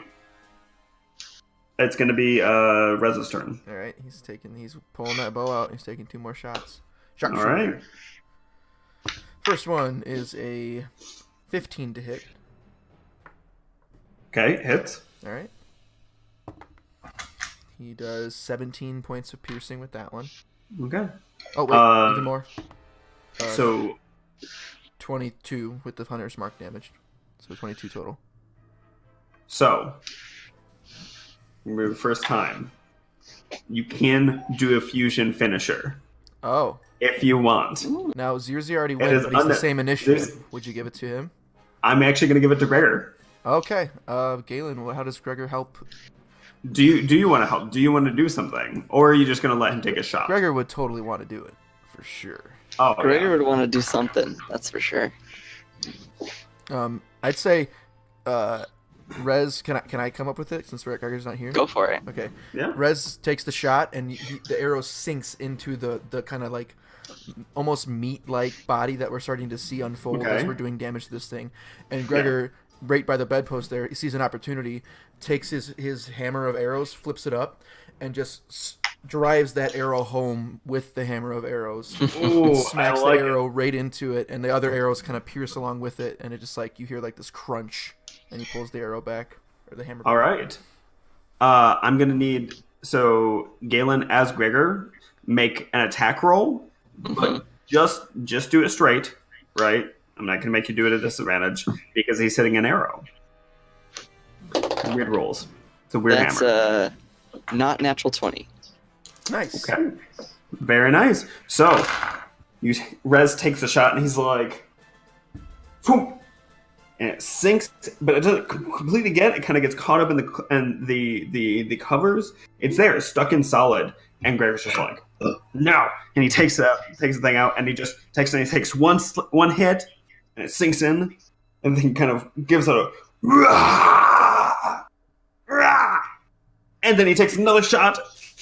And it kind of like whimpers a little bit, and he just keeps driving it home each time he sinks into it until finally the entire arrow shaft is just sunk into this thing. You can, if you were to look below it, you would see that the arrow shaft is actually poking down through underneath, and blood is just pouring out. It seems to collapse to the ground, and the bed just goes still. Bloody beds are gross. Mm-hmm. Super gross.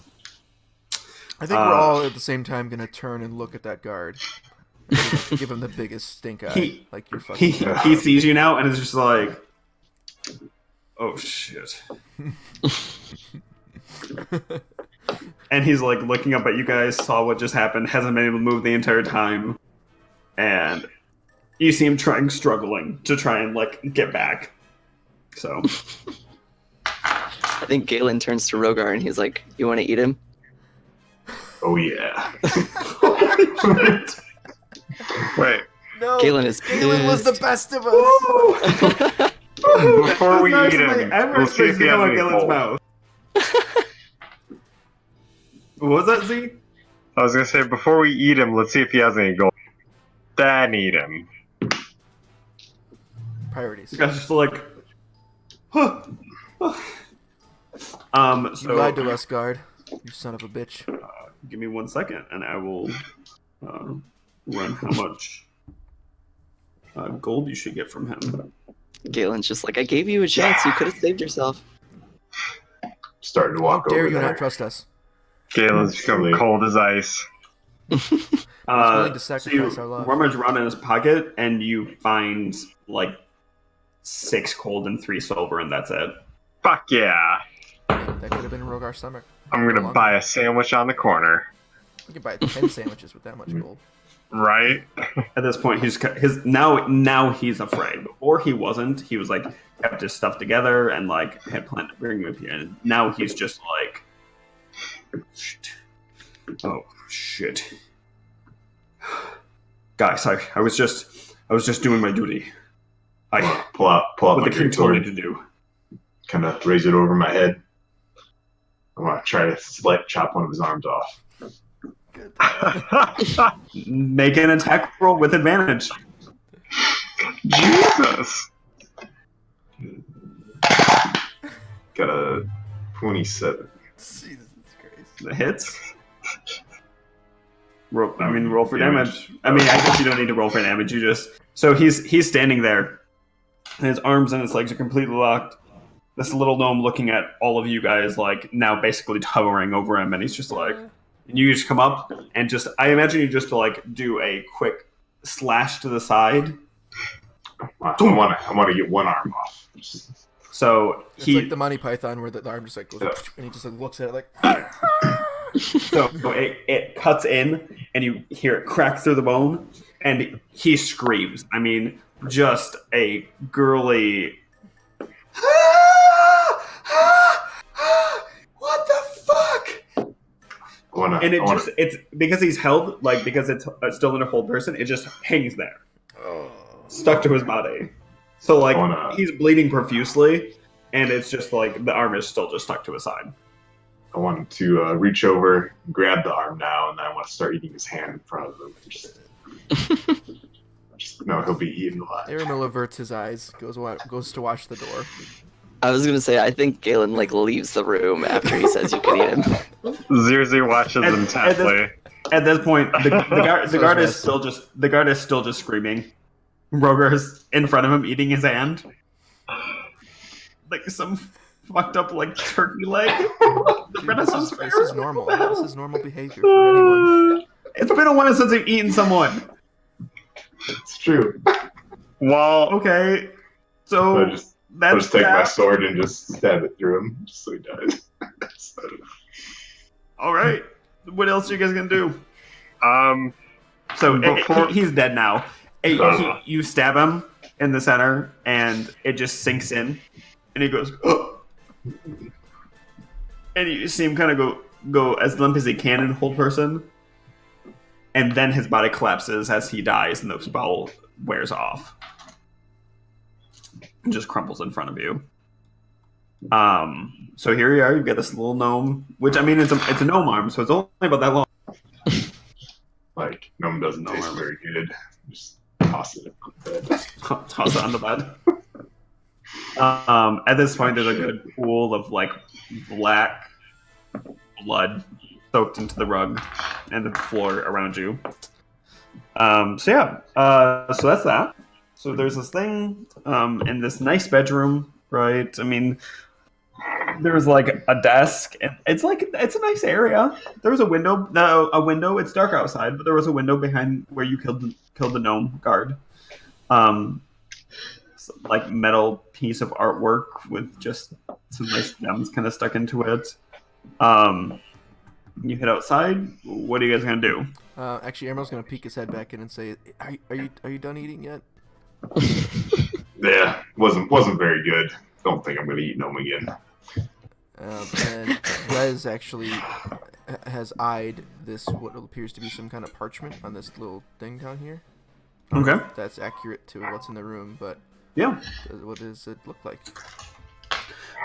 It's just it actually appears to be just like the king's journal. Oh. Does this have anything juicy written, that we can see, like open or anything? It's mostly concerned with his daughter, actually. Not in like a creepy way, just like about the things that she's done and how he's like proud of her and like the queen that she's going to become someday. How he's impressed with her sword fighting skill. Like, it's actually kind of sweet for a guy who is a very obvious psychopath. That's sad. Strange little man. Well, So that's it. Rez is definitely gonna pocket that for later. Okay. So, are there any other rooms on this floor? There's lots of other rooms on this floor. Okay. So there's that Check one that. room out in the hallway that you saw that was slightly open. Didn't see. In this other room, you can see a door to the north and a door to the west. Where do you guys want to go? I would like to check out this door to the west, real quick. Okay. So you open it up, and surprise, surprise, just like all the ones below it, it is a toilet. Oh yeah. Oh, yeah. Just Is it toilet. a There's fancy toilet? It is. It's a little bit fancier than what the picture shows. It's like nice, like instead of like purely wood, it's actually nice carved stone. Are the toilet seats heated? They are not, but it's pretty warm in the room, so they don't really get cold. The room does appear to be a little bit warmer than the rest of the area. So, I would like to listen at the door to the north here, if this is a door. okay. Make a perception check. Okay. That is a 15. You don't seem to hear anything. Okay, I'll try the handle. Is it locked? It is not. Okay, let's open it up. Okay. As you walk inside, you see a living area of sorts. This one appears to be fairly nice. A little, actually, pretty cozy. Comparatively, it's not as gaudy as the rest of the castle was. You see some four rugs, a small table, a short table made for gnomes, like a wine decanter on the table, what appeared to be some food stores, a fireplace across at the north room. You see some of his hunting trophies on the walls and some bookshelves with books in them. Pretty standard. Is the fireplace lit? Yes, it does. Interesting. Are there any signs of life in this room? Not that you not that you see. Okay.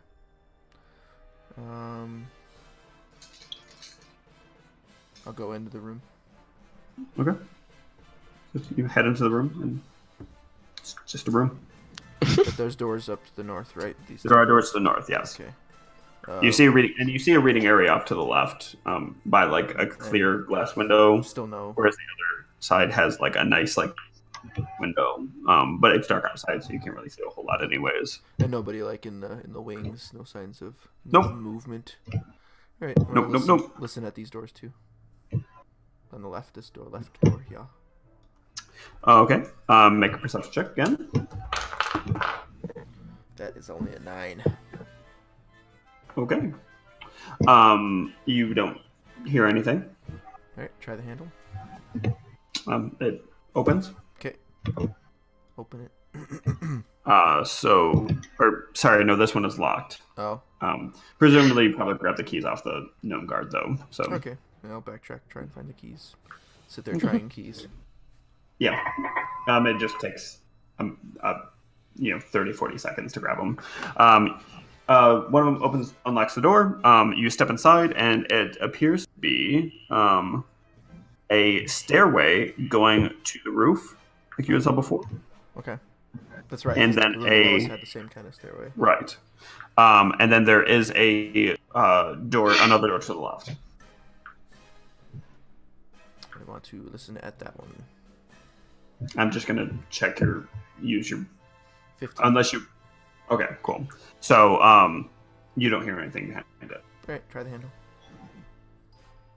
Okay. And if it's locked, I'll try and find a key that's useful. It is locked, but you find a key. So, so you proceed to open it up. Oh God, seriously? Sorry, 1 second. Oh my gosh. This try that again. There we go. Ooh. So you walk inside, and it appears to be a very well-furnished office, like his personal study. You see let the guys know, or let the everyone know to come check it out. So just at a glance, you notice 3 bookcases off to the side, all full of books. A large, like heavy hardwood desk and a very plush chair sitting in front of it. A lit candle and what appears to be some half-written parchment, and then a small chest by the door. On the far side, there does appear to be a very large tapestry going from the floor to the ceiling. Oh. What does it look like? What's on the tapestry? It appears to be Princess Silvervein. Oh. Fighting in the arena, from what you can tell. Just indeterminate beast. It looks like maybe a large dire wolf or something like that. With her sword stuck in her rapier stuck into it. Okay. So. Yeah. Rez wants to check out the letters. Just look for read through what's there and see what the subject matter is. As he just kind of takes a couple quick glances at the room. Make an investigation check, actually, because there's a fair amount of papers just like spread out on the desk. So okay, that is a natural 20, so that would be okay. Rez has a 25 investigation or 25. Very nice. Okay, so he quickly burns through all of these. Like, I mean, it's fast, and he seems to be gleaning information. There's letters written to private merchants, to unions of ship captains, things like that, just like general business dealings. There are some interesting letters to further military outposts on the borders of other lands that seem to be detailing actually a future invasion that he had been planning, not against the city of Pearls, but against Devis to the north. It looked like he was going to sail close to the coast and try and make not a necessarily almost like a blitz attack against some of the outposts so he could gain land and then access to the large overland bridge because Devis controls that area. If you guys remember, there was a large bridge that jumped between a couple islands. Grevy kept calling it a giant water slide. Water slide, yeah. It wasn't a water slide, but sure. And he wants some control over that. Since there is a large mining area that it leads to. It looked like he was getting supplies sent to his outposts and men and trying to like kind of quietly amass enough resources to start that within the next month or so. Interesting. What was the name of the city that you mentioned? Attack on which city? Devis. Okay. Yeah. All right. Sorry, the city is Devis. I would have to look up the name of the kingdom. My apologies. Divisse. Okay. I tried to spell it my way and it ended up just saying Davis. Aramil or Rez informs the group of these letters and like kind of passes them around and kind of gives them the synopsis. And then, yeah. Okay. Rogar wants to check out this room up right here. Okay. That is just the other. Oh, it's just hallway. The other stairway going down to the floor below. Oh, okay. But you do see that there's another door to the right. I'd like to go in and open that door. So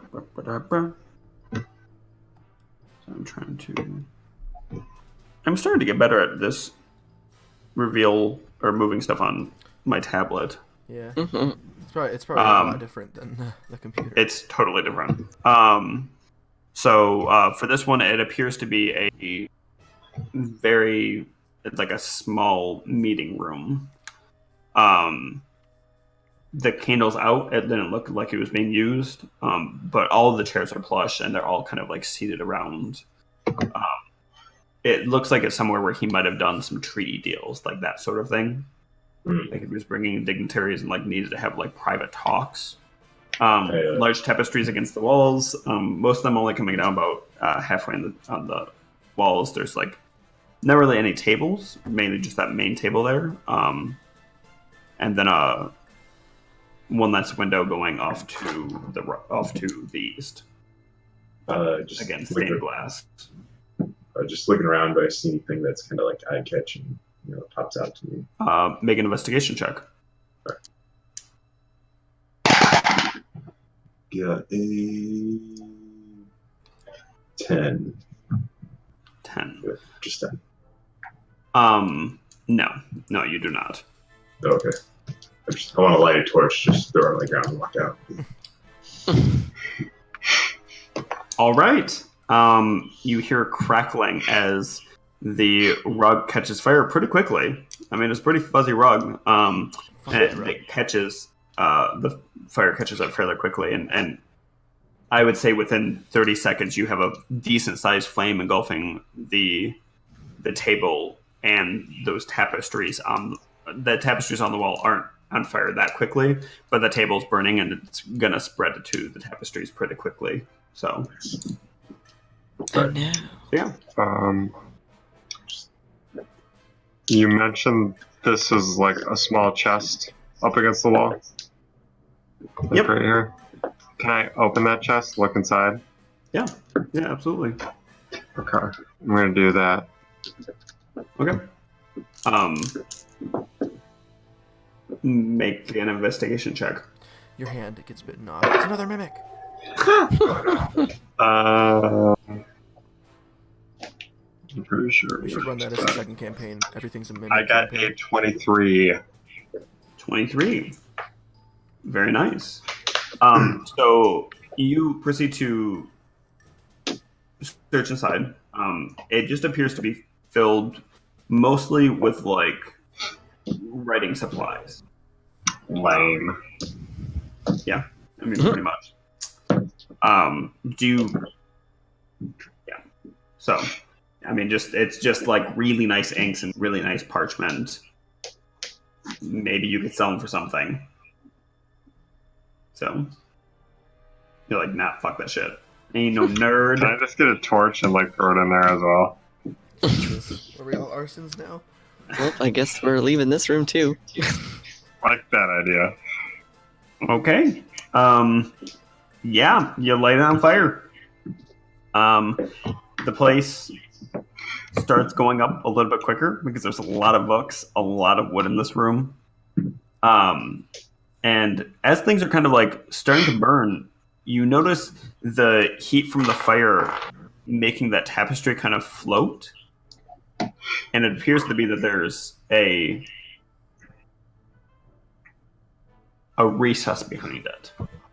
Behind the one of his daughter. Yes, unfortunately, now the room's on. So, Can we run through the flames? I'm out of the That's I mean, the room is risky. fucking on fire, like real on fire. Not like, oh, it's kind of on fire. Like, oh, there's a flame in the single chest. No, like the entire goddamn room on fire. Rez is afraid of fire, so he leaves. Fuck that. No. Actually, no, never mind. No, never mind. Gregor's not in that room. He wouldn't notice that. Where is Gregor? What's he doing? Gregor he followed Rogar into the other room, but then like promptly left as soon as he threw the torch down to light it on fire. Fair So enough. he's just in the hallway. Okay. So yeah. So what do you guys do? I want to rejoin the group and be like, you guys just want to go upstairs? We gotta find this king. Where do we think he Yeah. is? There's a downstairs on the other side. They're over there. We could try, see if he's on the roof. I don't know. This is like the Hangover, and we try to go through the whole place, and he's just on the roof. I'll be your king. I'll be your king. I'll be your dog. Okay. Yeah, I guess we'll check the roof and then we can go down from there. All right. Okay. So we'll make So our way you guys upstairs. head to the roof. Yep. Mm-hmm. As you kind of open the door to get onto the roof, the noise from the battle hits you, and it appears that it's starting to wind down even more. It's not nearly as loud as it was before. Mostly just the shouts of men and orders being given. Not as much just general screaming. You do see a glow kind of coming over the lip of the roof from all the fires that have been lit down in the palace grounds. That's so. What do you guys want to do? So there's nothing up here, just a roof. I mean, that you can see just at a glance, yeah. Can we make out, like, coming up out onto the roof, do we see any other, like, tall towers or tall areas of or are we kind of, like, on it? Like, there's no other sections of the castle we can see? Mm-mm. No, it's that one square tower, and then, like, two and a half stories down, the rest of the castle that you guys. But from there, there's nothing that you can see just at a glance. What if he's not here?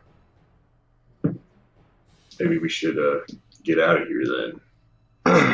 Maybe Fight when, inside the river. maybe when there are attacks against the castle, there's a place he goes, or a safe room, or something.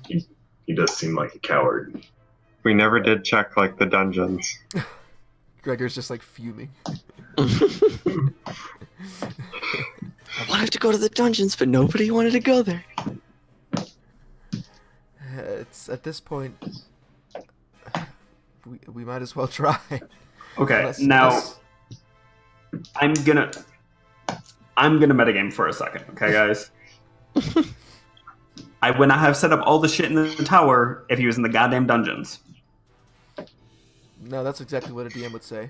We're going to the dungeons, boys. I'm just.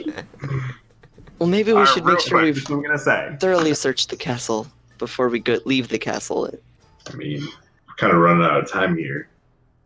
Real quick, can a spell like Thunderwave or something put out fires? I don't think so.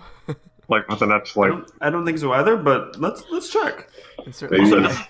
thunder damage? I don't know if that's like No. electricity damage. Gregor has create water. He does, but he doesn't know that there's anything in there. I imagine that he would have. You guys had to walk past that room to get up onto the roof. Yeah, past the flames. So he knows the room's on fire. Yes, but he also knows the other room's on fire. To Mhm. him, like it's just two rooms on fire. And I mean, you do make a very valid point. and he also I'm just knows, concerned I think about he's pretty this, tapped out on spells, so I don't know if he would Let me know he would Behind want this to do curtain. double check. What is? I mean, I wasn't able to Thunderwave? mark off his spell slot that I used. It wouldn't let me. that. Right. I can't. I mean, say that's because I alright. just kind of try and keep track, like mentally. Yeah. So I think I only used one of his second level spell slots. Pretty sure that's I it. remember like last week he said he was all out of first levels because he used He like is, that last yeah. healing word on one of the No, mind you, there were buckets of water in various places around that floor because there was the bucket that you would use to wash yourself after using the bathroom. There was water for the general snacks and things like that in that main room. It's not a ton, but there's enough. And yeah, that's thunderous force, so that's not like a force I spell figured I wasn't sure. or wind Like spell. Sonic, if it would take it out. No. Yeah. Yeah. Kind of look over the group. You guys just want to go downstairs again? Maybe we missed something down there. We must have. He has to be in here. Or, Gotta be here somewhere, right? Alright. All right. Like, just to like go down the stairs on this part up here. Yeah, we'll just Yeah. follow Rogar. Okay. Go around. So you go back down to the 3rd floor. How many fires have we lit in this place? I threw a torch in this like round table room. Room seemed pretty dumb. Well, I know we did 2 on this floor, but I think we light the kitchen. There's a room on fire downstairs too. That wasn't your fault, though. True, but it happened. If we just start lighting the It's still whole a fire castle we on had fire, something to do with. we could just burn the king out. Smoke him out. Well, There are options. I mean, are we back on the same floor, or does this staircase lead to a different floor? so it looked like all of the floors had a staircase. Oh, so we could have just gone up one stairs. Yeah. So the room we're at, or the floor that we're seeing in Roll20, that's like the top floor. Below Yes, that's was the top the floor. was the floor with all the. No, below was the floor where we had that battle, and then below Yes. that was the kitchens and the. Yes. Okay. Exactly. Uh, And then if you go down one more That's the ground floor. at the front, that's where you get into the big dining hall. Okay. So where did you guys see anything that should we go check stuck out or something? Well, that guard led us up here, and it might have just been a misdirection, or he might have thought the king was in his room. Should we check out that 2nd floor where we fought all those guards and see if there's anyone there? We did. That thinking toward that point, there were a lot of guards on that floor, so maybe they were protecting somebody. There is like a extra room on here we didn't check out.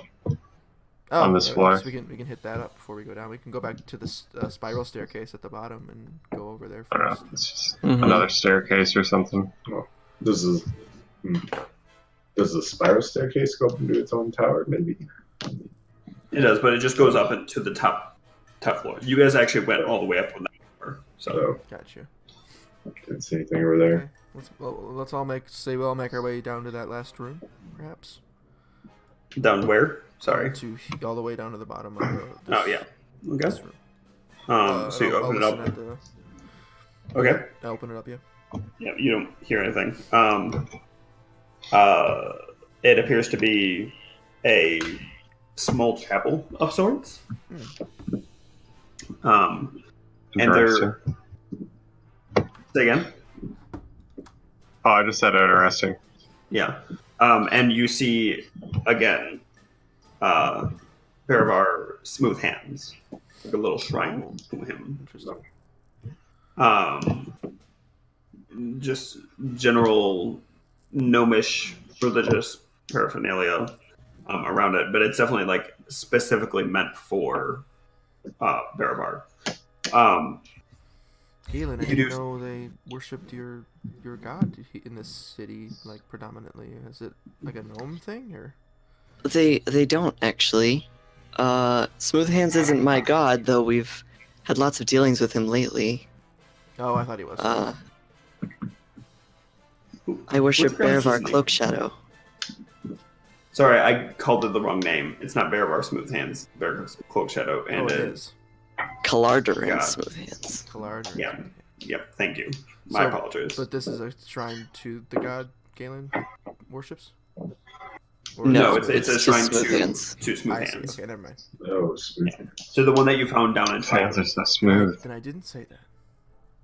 You do see some interesting tapestries on the wall that appear to be historical in nature. What do they depict? You see 3 columns that appear to be triglyph, Ooh. and then some other stuff. Make a history check if you want to try and like decipher what they're actually like about. That's a natural one. Okay, so you see some pretty pictures. One of them you know was triglyph. Hey, seriously, Right down we weren't there, but columns. we totally went down there. Yeah, there's a big dumb dragon down there. It's like an underground city with like all these crystals. It's really cool looking. What? There's what appears to be 3 figures climbing out of the earth of some type. Must have got trapped down there. And then like some sort of city that you can see. Must be Dresden. We're in a city. Looks like it. Another castle that looks a lot like the one that you're in, but you just can't be quite sure. Yeah, it could be any castle. You know, You've seen one castle, you've seen them all. And then there appears to be a king stepping through an ornate door. And then a larger, like him like bowing in front of a larger statue of Smooth Hands. This is one of those metaphorical pieces. Can I check behind the He just has a hard tapestries? time. You know, it has nothing to do with hedge mason. It's just not there. If this had more to do with hedges and the labyrinths you can make with them, I could help. Oh god. Very nice. With all the evil the king did in Trigleam, you'd think he'd want to forget it, not memorialize it. Perhaps this is a forgotten room. One that belonged to his son. Or his father. Maybe he thinks it's more of a conquest. It's like, Could be. Seems like all I did. justifying his reasons with religion or something. Can I look closer at the painting of Trigleam in particular? Yeah. What are you trying to cipher out of it? Or are you just trying to get a much better look at it? Just trying to see if it depicts anything that we missed the first time around. Get like real close to it, inspect it, if you will. Yeah. Yeah, you can make an investigation check. Okay. Investigate it, if you will. Ooh, natural 20. So as you look closer, because it's a fairly large tapestry, you see the three major columns, and then what you would know as the Heart of Ogremok down below all three of them. Mm-hmm. And then the fabric has been pushed down to almost indicate like darkness around the rest of it. You do see the rings and the statues on the pillars, and what appears to be the royal family down there. In the bottom corner, you see the large maw of a dragon. And a symbol kind of around the edge that you, due to your specific background, notice as your goddess symbol, the goddess of secrets and knowledge and hidden things, right? Kind of indicating, in this case, that dragon was coming but hidden for the time being.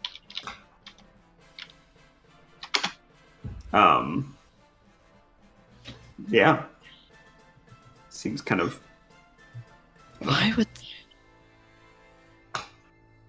As you look, you do notice like a small amount of like iconography, but like you see that symbol that you had basically lining the darkness around Trigleam, like very prominent outside of like the Heart of Ogremok, and like what you know as Smooth Hands, Galaduran's Smooth Hands symbol down without yours, just kind of indicates the unknown of Underdark. Oh, these threads are exquisite, by the way. Just kind of checking the colors. Is this 900 thread count? It's so comfortable. It's amazing.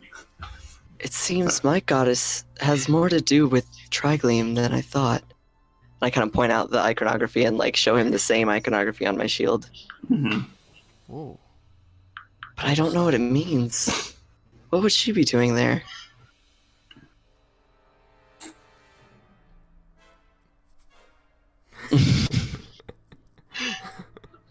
I don't know. Do you want to inspect the other tapestries? Wait!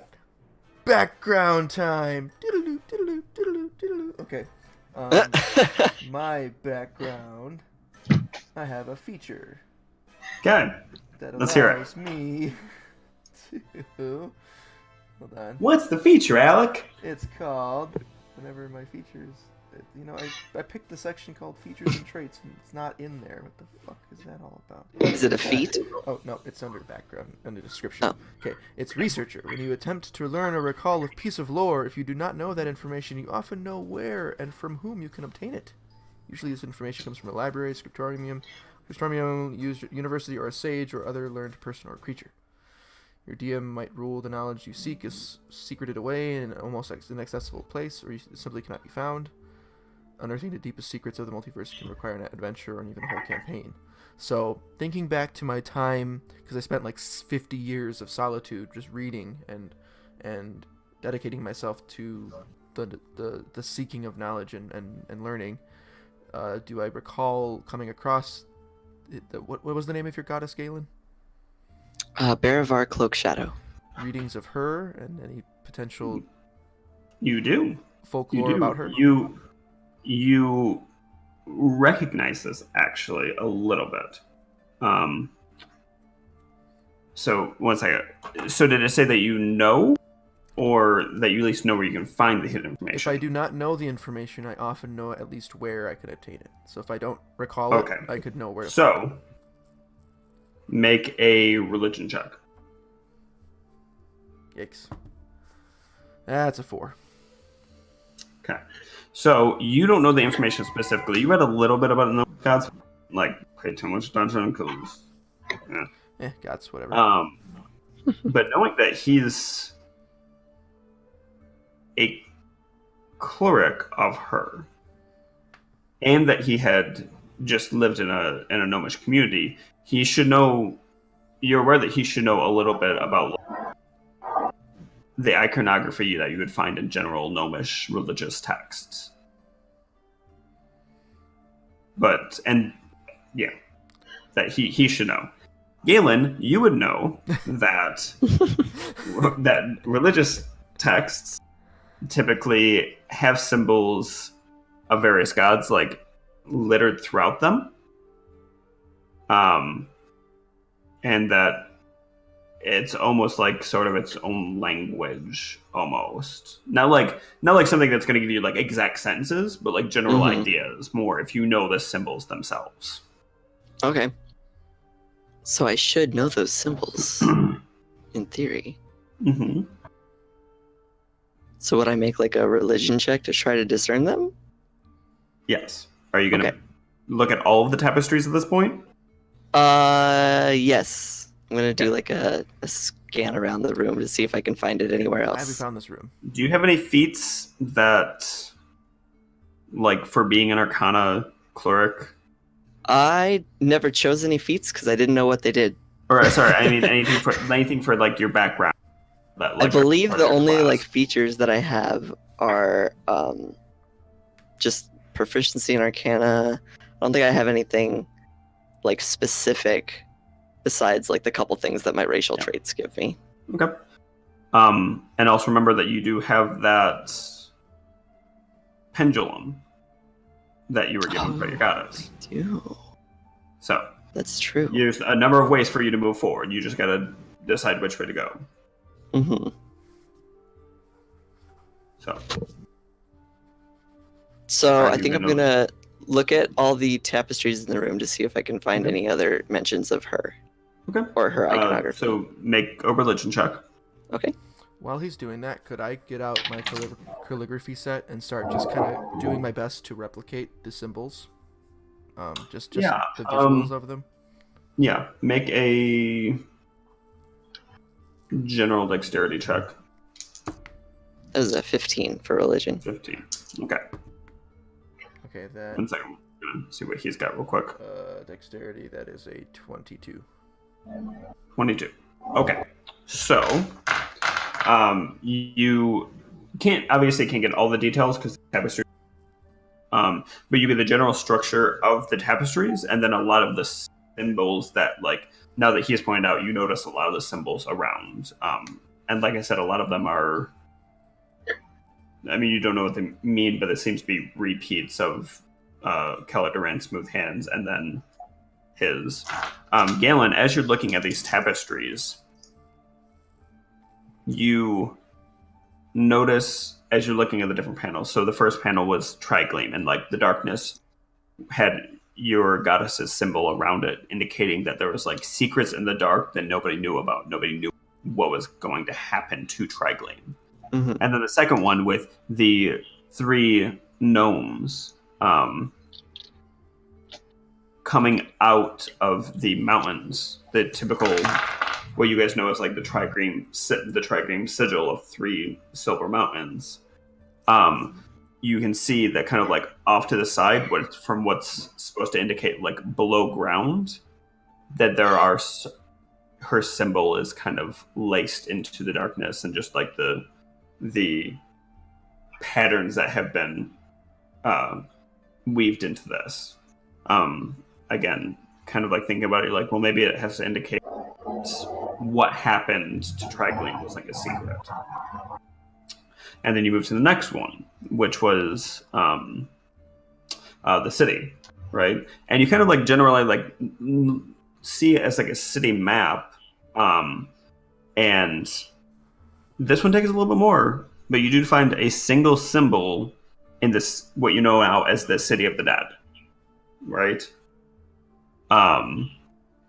Is that, you know, general idea, and that's where you guys entered the city of Trigleam. And then the next one with the castle, you notice the symbol up on the top floor. It's actually, this one's kind of hidden in the stonework. So it's not very obvious, but knowing what you're looking for, you notice it in the floor. And the last one, like I said, it shows like the Gnome King kneeling before a large statue of Caledon, smooth hands, and below him, because the way that it looks, you've got, like, you're looking from behind the king, and here's the king kneeling, and then the statue behind him. And the area where he would have been walking from to this room has that symbol in like around the edges, so indicating that where he's coming from is secretive. And that's what you get. Mm-hmm. Can you see this too, Aramil? I can't make much sense of it, but I'm seeing the symbols repeat in different tapestries. Does this last one, is there, so in this room we're in, is there a statue to this, just Smooth Hands? I mean, a tiny one on the table. Okay. But it's just like pretty basic. It's not. Is it more like large. an idol? Like it's not like it's like more like an idol. It's not like a large statue. It's more just like a tiny, you know. Can I go inspect that? Just pick it up, look at it, check out the bottom of it. Yeah, make an investigation check. Just see if there's anything like off about it, or like anything hidden within it. Yeah. You know, stuff like that. Investigation, you said? Mm-hmm. 10. You don't notice anything that's particularly special about it. Okay. It appears to be mostly made out of stone, as opposed to like a lot of things that you would expect to be like metal or like precious metal. It's just like pretty rough hewn stone, except again the smooth hard oak rock, which is just solid polished. Okay, let's set it back. Okay. I don't know much about this stuff. This is more your realm, Galen. It's almost like she's trying to show me the way. Are there any other chapels in the castle, maybe, where we could find this bigger statue? I'm kind of like pointing at it. I don't know. Do we see anything like that, guys? Do you remember? Any chapels? Or there was like the big dining hall downstairs, but was there a statue in that room? I don't remember. Nope. I don't think there was. We could check on our way down. If we're gotta go back down anyways to try and find the king, we could keep an eye out. No. Oh, but in this one, and I moved to the castle, the symbol's on this floor. So maybe she's trying to tell us that he's up here. Oh. I don't know. I'm gonna start checking the room, and hearing this, Rez does the same to look for secret like doors, trap doors, moving, checking the walls. Where are you specifically searching? In the room we were in with the idol and the corner tower. So make an investigation check, either with help or both of you together. I'll just do it with help. I'll use Rezul helmet. Yeah. Okay, he got a 13. Okay. You look around, give it a pretty thorough look. You don't notice anything that indicates a secret room or anything like that. The stone walls are pretty bare. Nothing to bring them up. You don't notice any panels in the floor or anything like that. You kind of like pull back the rug, try to make sure there's nothing underneath it. There doesn't appear to be anything underneath it. It seems like a pretty standard room. All right, so I guess, do we plan going to check this floor out and try and find what we can? What do you guys think? I want to check this room out with all the her robes and trophies in it and stuff. Okay. Make your investigation check, Chase. Sorry. Can I help him also? Yeah. Okay. Got a 17. Did you roll twice, Chase? Yep. Cool. All right, so 17. You look around and pretty thoroughly move stuff around. You like move bookcases a little bit, make sure there's nothing hidden behind them. Kind of take the heads off and like make sure there's no switches or anything like that. Move the rug. It's again a very standard room. Nothing in particular that's unique about it. So I just throw all stuff on the floor when I don't find anything I like. I mean, that's up to you. Do you just throw everything on the floor when you don't like? Yeah. Yeah. Okay. Yeah, he's just fucking chucking shit all over the place. There's no pretense of being sneaky here. You already lit a room on fire. Like, you're just like, fuck it. I don't give a shit. Are those rooms still on fire, by the way? They are starting to dwindle out. Okay. You can see that there's some smoke pouring into your room. Not heavily, right?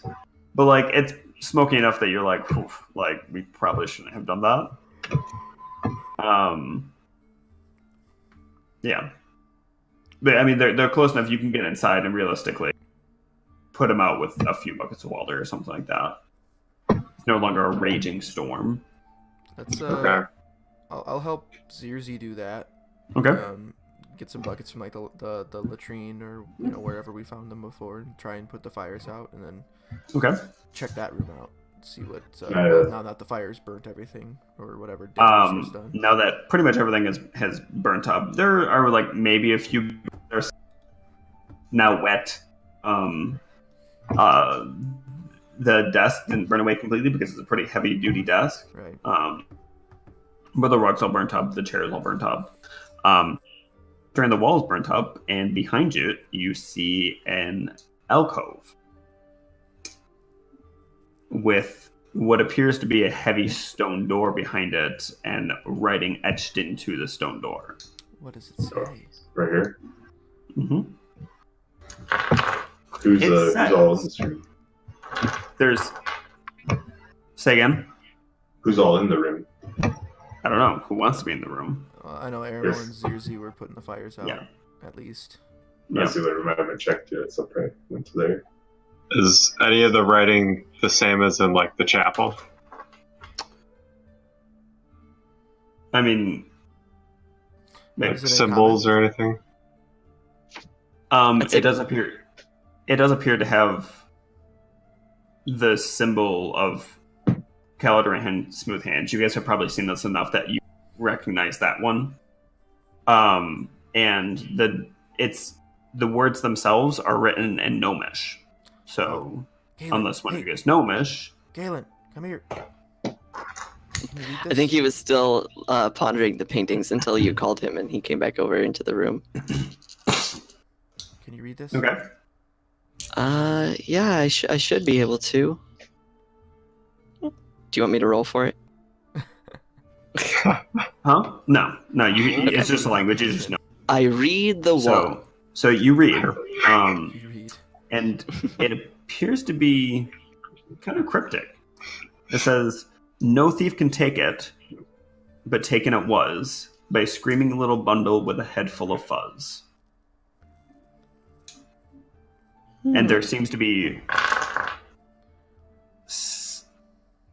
some scrolling, just like stuff around it that is slightly glowing, giving the appearance of something that's slightly magical. Mm-hmm. So, Is it a gnome lit on fire? the door does nothing. So I'll read it again to you guys. No thief can take it, but taken it was by a screaming little bundle with a head full of fuzz. I have an immediate thought. Just spitballing here. Guys, spitballing. What about the crown? Like, the rule of the city. Ah. Like, the current king is the screaming ball of fuzz that stole the crown from... Sure. Sorry, I just like that description of the king. A screaming ball of fuzz. This fucking like a psychopath that has slaves and murders people and accidentally caused like a slight pandemic to occur, and he's just a screaming little ball of fuzz. Screaming little ball of fuzz. Anyway, sorry. I don't know. That's my first thought. I don't know. The door does nothing. Are we trying to figure out what it is, or what the screen ball fuzz is? Now, you said it was a stone door, right, Zach? Yeah. And it appears to be a door, like something that could open? Yes. I mean, there's obviously a place for like you to grip an iron bar and pull or slide or something. Rogar, can you open that with your immense strength and charisma? Yeah. Let me try. I Use go up to the Use your door. charisma to open that door. Is there anything to grab onto? There is a solid metal handle set into the door, yes. Oh yeah, I want to go up to the handle and just like. Ugh. Okay, make a strength check. All right. I got a 15 plus. I've got 20. I just want It to pull doesn't back on the budge door. at all. Not even a little bit. Rogar, you've lost a step. I thought you were the strong one. They probably cheated. Fucking magicians. Fucking magicians. Fucking magicians. Fucking magicians. What was So it? Galen No. is gonna try to speak the prince's name in Gnomish and see if that does anything out loud. The princess's name? No, the prince. So the prince. king now. The King current Naya, king. silver name. Okay. Maybe it's Nothing happens. maybe it's a trigleam. Nothing happens. Yeah. What about the previous king? The one you vowed to? What was his name? Yeah, what was his name? I would have to. King Leon. Oh yeah. Yep, Yep. King Leon. First of his name and last king of Trigly. Yep. I'll try speaking his name in Gnomish as well. Nothing. Do you guys want me to type it out so you have like the riddle to look at? It's up to you. Sure. Said no thief can take it, but taken it was by a screaming ball of fuzz. Yeah, More or by a less. screaming little bundle with a head full of fuzz. Screaming little Oh, bundle, okay. head full of fuzz. Yeah, you can throw it in the chat Okay. if that's possible. And also, it is 11:14 if you guys want to wrap up Yeah. anytime soon. Mm. We can think on Any it. other any other ideas, guys? I was gonna say if not, we can we can end it, and you guys can just take the think about it. I don't know. It'll be some thought. Yeah. Screaming ball of fuzz. I have no idea what that could be. I'm trying to like. Well, it could refer to me stealing the heart of Ogremok, but I wouldn't refer to myself as a screaming ball of fuzz. And also, that happened really recently, so depending on how long this has been here. Yeah, it'd have to be. What Very about recent. what's that smooth hand I wouldn't story? call you a screaming ball of fuzz, Caitlin. Ball of Didn't- fuzz, maybe, but I don't scream You often. don't scream often. It's true. Didn't I'll give In him the- ball of fuzz. in the smooth hand's tale? Didn't somebody like steal something or? Yeah, oh yeah, what was that again? What was the tale of? Galadrin Smooth Hands, or whatever his name is. Oh yeah. Is he very good with his hands? It's very smooth with his hands. Oh my. So wasn't the heart of Urmak originally stolen from somewhere else? Wasn't it? It was like the heart of something. Like, wasn't it like a giant or like a? As you guys ogre? say heart, you hear a clicking and a heavy thump as metal away from the door, and the door starts sliding. You hear it like a slide. Yes! We You did guys it! got so We just fucking have to lucky. talk out our problems. That's all. Right, that seems like a good spot to. Pause. As the door opens just a tiny bit, not enough for you guys to see inside, you see a slight orange glow, and some heat rushes out and hits you. Ooh. That's where we'll end it. Oh Uh-oh. man! I just had to throw that one in there.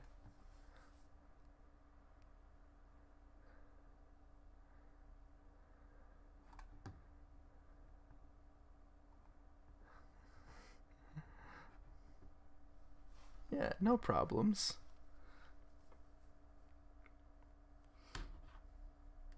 All right, we did. We did it. We won. We beat D&D.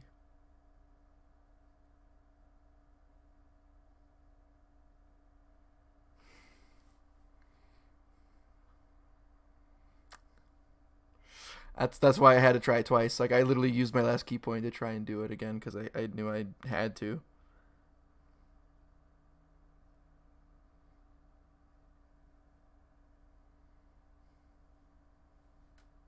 Oh, that hurt. Ow. Yeah, I was not doing so hot at that point either, so I would have been I'd been upset about that. Yeah, nice job, guys. Look at us. We're like crime solvers. We only ate one gnome this session. That was cool.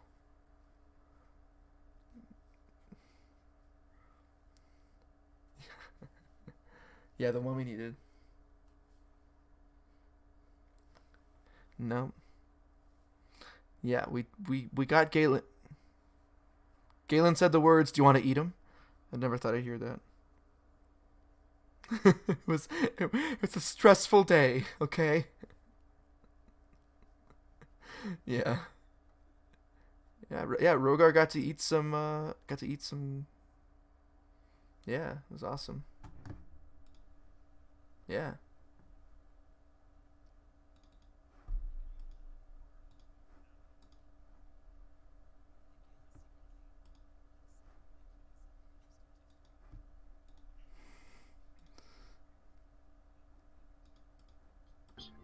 Classic. Oh, man. All right. Well, gentlemen, it's been fantastic. Have a great night. You too. I'll see you next week. Okay. Alright. Later. Bye. See ya.